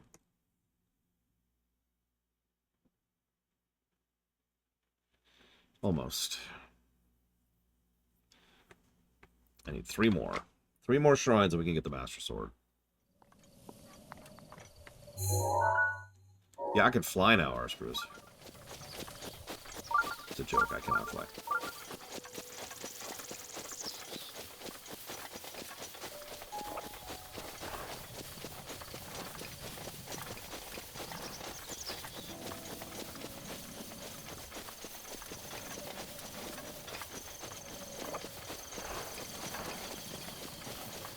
Listen, my drip's legit, Hero. Because it makes me hit harder. And we all know that cosmetics matter in games, right? We all know this, going back to the SNES era. However, I will gladly wear puked up garbage if it means I do more damage in games. I think I'm one of the only people who thinks that way, but it's absolutely true, at least for me.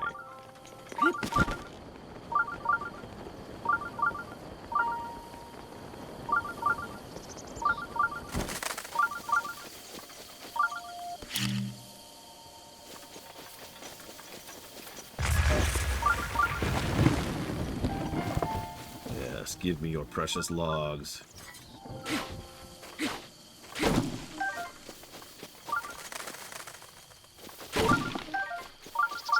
Yeah, to quote ProZD.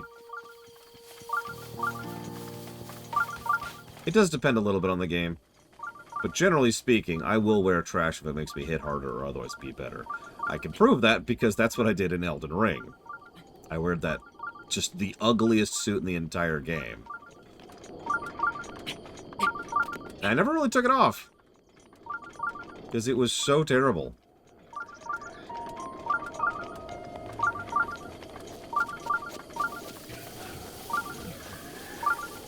Is that a Henoch? It is. I don't care about those right now.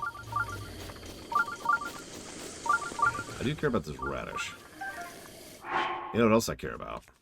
Free loot.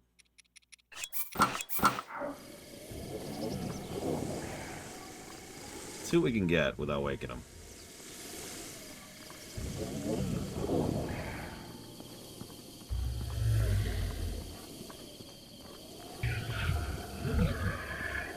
Let's see, what do we got up there? Looks like a spear of some kind.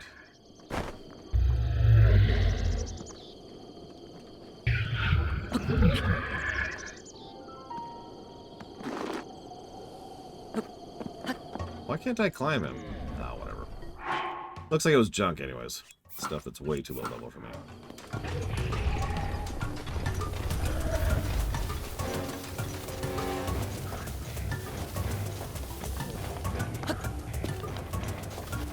I don't know if that qualifies as a theory at that point, Anarcho-Marxist. By the way, hi. Oh, we have to go up. We know what that means.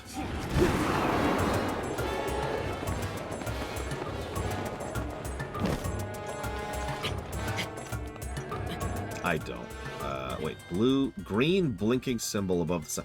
Ah, that is my scanner, Tsar, which enables me to look for specific things. Right now I am looking for hardy radishes.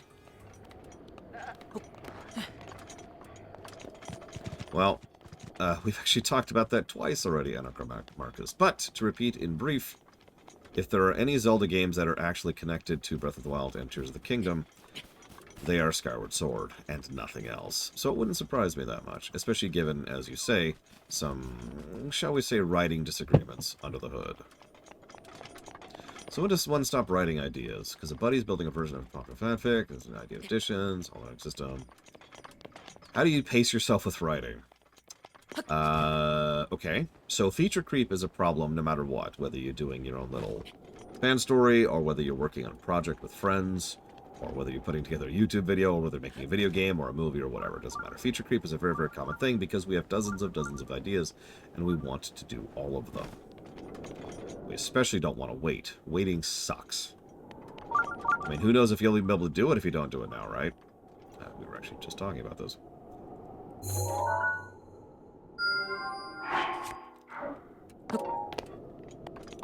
So the only answer I could give you is a degree of practice, skill, and most importantly of all, self-discipline. Knowing when a project needs to be shipped is a skill. It's something that needs to be practiced, learned, and otherwise dealt with. Let's put on some cold gear. Let's put on some more cold gear. There we go.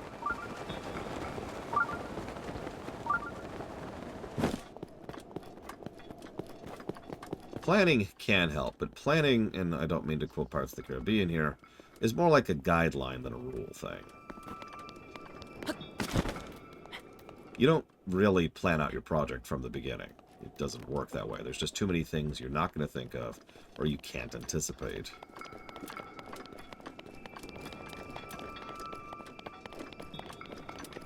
Nevertheless, planning is helpful. If I can use a really, really dumb analogy, it's like GMing for D&D. You want to do planning, you want to do prep work, you want to know what's over that hill, you want to know what's in that dungeon, and you want to know why that Baron is asking the adventurers to do that quest. But you always need to be aware of the fact that your players are going to do whatever the hell they want to. And you need to be ready for the fact that they're going to do things you didn't expect. You have planning to have something to work off of, and then you need to improv off of the stuff you worked off of. Same thing with any kind of project. Let's go over here.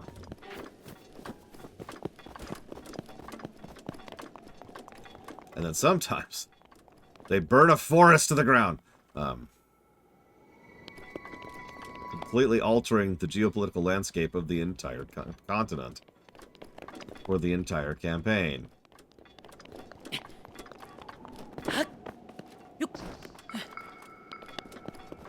And I rolled with it.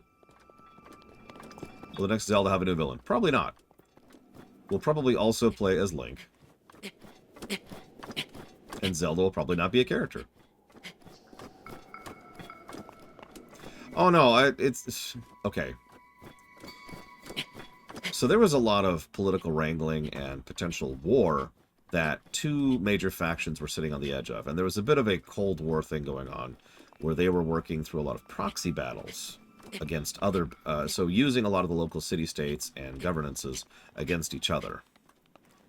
Amidst all of this, one of the barons, I believe, had decided to make a power play by hiding a bunch of troops in a nearby forest. And then another baron, completely unrelated to that, had a completely separate power play, unaware of the first one, and also had some bandit groups in that same forest. Now, they had a couple of things going on. I'm not going to bore you with all the specifics because, well, my games are a little complex and that would take time. But the long and the short of it is that Bragwin burned that forest to the ground. So a lot of people died. And this was also right before winter. In an area which was relying on that forest for game and lumber to help get through that particular winter. I should also mention Bragwin probably didn't know the army was there, and definitely didn't know what the significance was of the bandits that were there.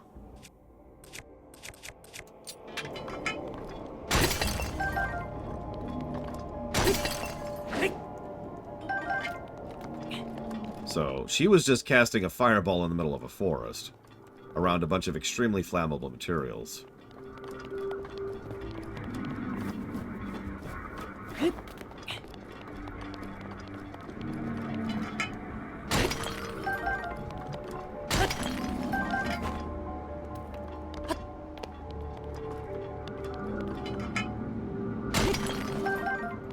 That's something a lot of people disagree on.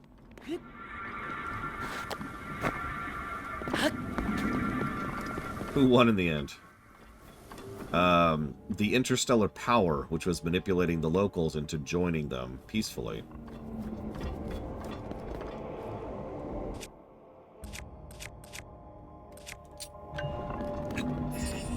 No, Dream Whisperer.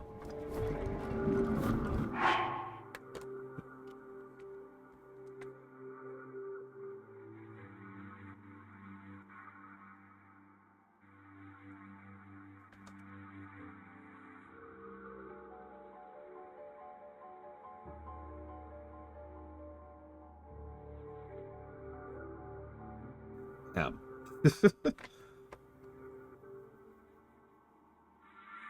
4 hours. Yeah, that's pretty much the problem there, Darth Gonku. One time, Gary, I'll even name him, because he himself has mentioned this idea a few times. Gary was once GMing. He was like, alright, I got this. And he had designed a whole area and dungeon and all kinds of fun stuff. And naturally, when we interacted with him, the first thing he said was, hey, there's a thing over this way. There's a nearby fortress which has a bunch of kobolds in it. So naturally, we beelined for the fortress, which he hadn't planned for at all. He planned for another adventure, which I'm just going to interrupt here. We never got to. He quit GMing after that incident. I'm truncating the story excessively. This was hours. You've done well to find your way to this spring. You have obtained numerous trials and obtained the spirit orbs. The one you see before you is an attendant of the Spring of Wisdom. This is Nadra, the blue spirit of Lanayru. This servant of the goddess has looked over the spirits of this land for ages unknown to the world of man. 10,000 years. However, the dreaded malice unleashed by Calamity Ganon has possessed its body and reduced it to this state. You who have freed the spirit orbs, free nature from this malice. Show you what power can achieve. Yeah, I don't have the arrows for this. I have had an arrow shortage this entire game. Literally, this whole game. It's been very frustrating how low on arrows I have been.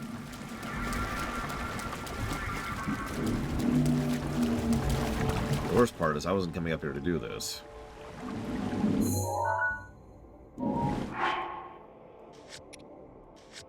So that sucks.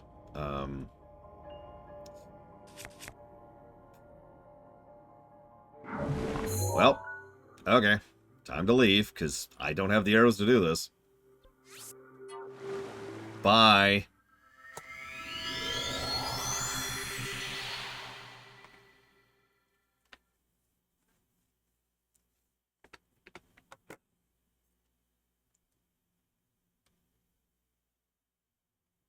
Oh my god, our spruce.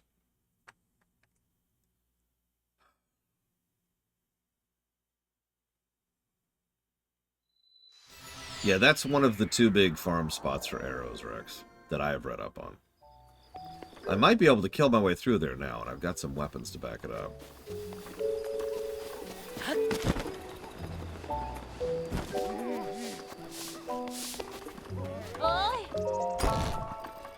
Yeah, we're gonna go refresh some supplies here. We have a little bit of money, not actually a lot. Hey.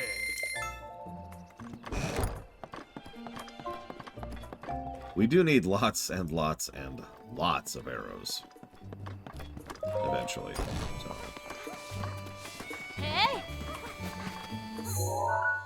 So we need lots and lots and lots of money. How much wood do we have right now? How much flint do we have right now? 10 flint, 36 wood.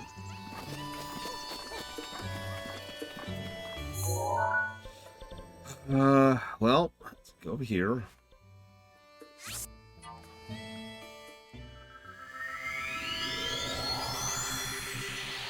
A Zelda component they haven't fully explored. Anything to do with Zelda. Zelda is such a non-character in every Zelda game that we all praise Wind Waker by the virtue of the fact that she is barely a character in that game.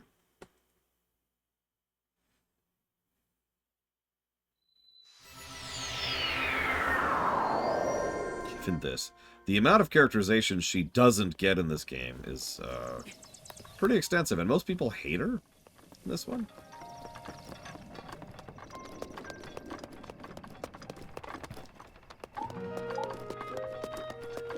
Yeah, they tried a little bit of a thing with Spirit Tracks, they tried a thing with Wind Waker, and they tried a thing with this game.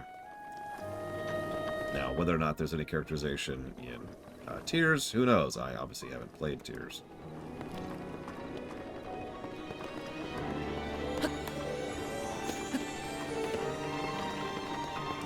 Good night, Act. Get good rest. But you see my overall point. The fact that we have to argue if Zelda is even a character in this game really says it all, doesn't it? Like, it speaks volumes about how non-character-y she is. That the game in which she has 99% of her character in optional cutscenes that are relatively easy to miss out on. That's the game where she might be argued to have character, technically. Also, Jesus Christ, Pyro. Nope, nope, not bombs. Not bombs. Regular arrows, please. Ah. Yeah, I'll take them all.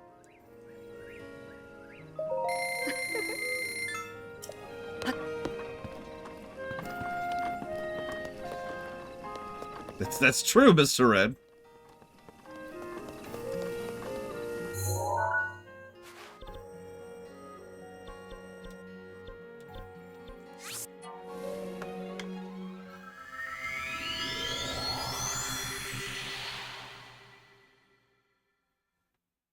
Ping to you, Flaghand. You caught me just a couple minutes before I'm going to cut off for lunch, but hi.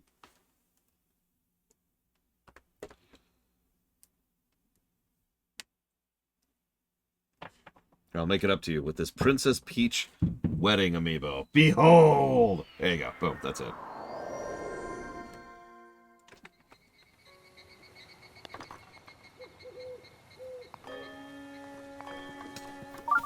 I should grab my berries while I'm here. Yeah, let me just swap armors.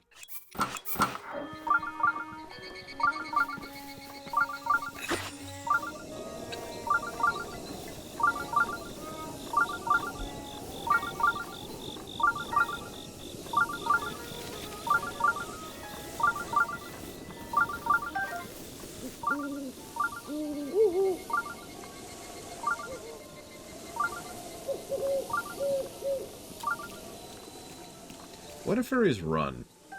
I get why bugs run. Why do fairies run? Come here, fairy. Come to me.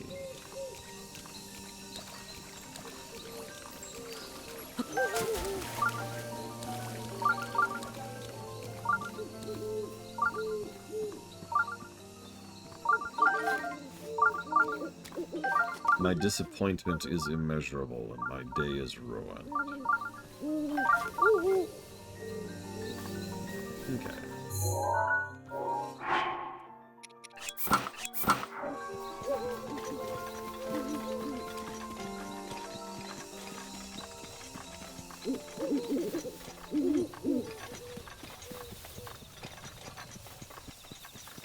That's true, Pyro.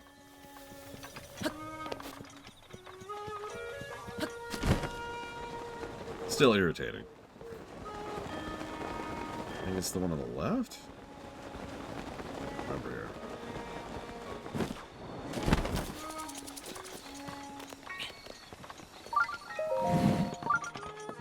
Yep, you're right. Hey! Ma! Yeah! Ah! One of the many reasons why we need rupees in this game. I also really need to hit that 4,000 rupee mark, which I might try to do during the lunch break. Because the one thing I enjoy doing during my lunch break, it's playing more of the game I'm currently playing.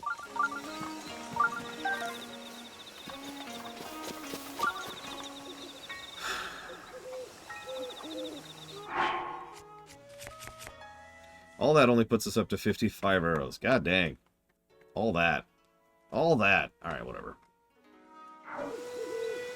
Don't worry, I'll also eat. That's it. Eating and work.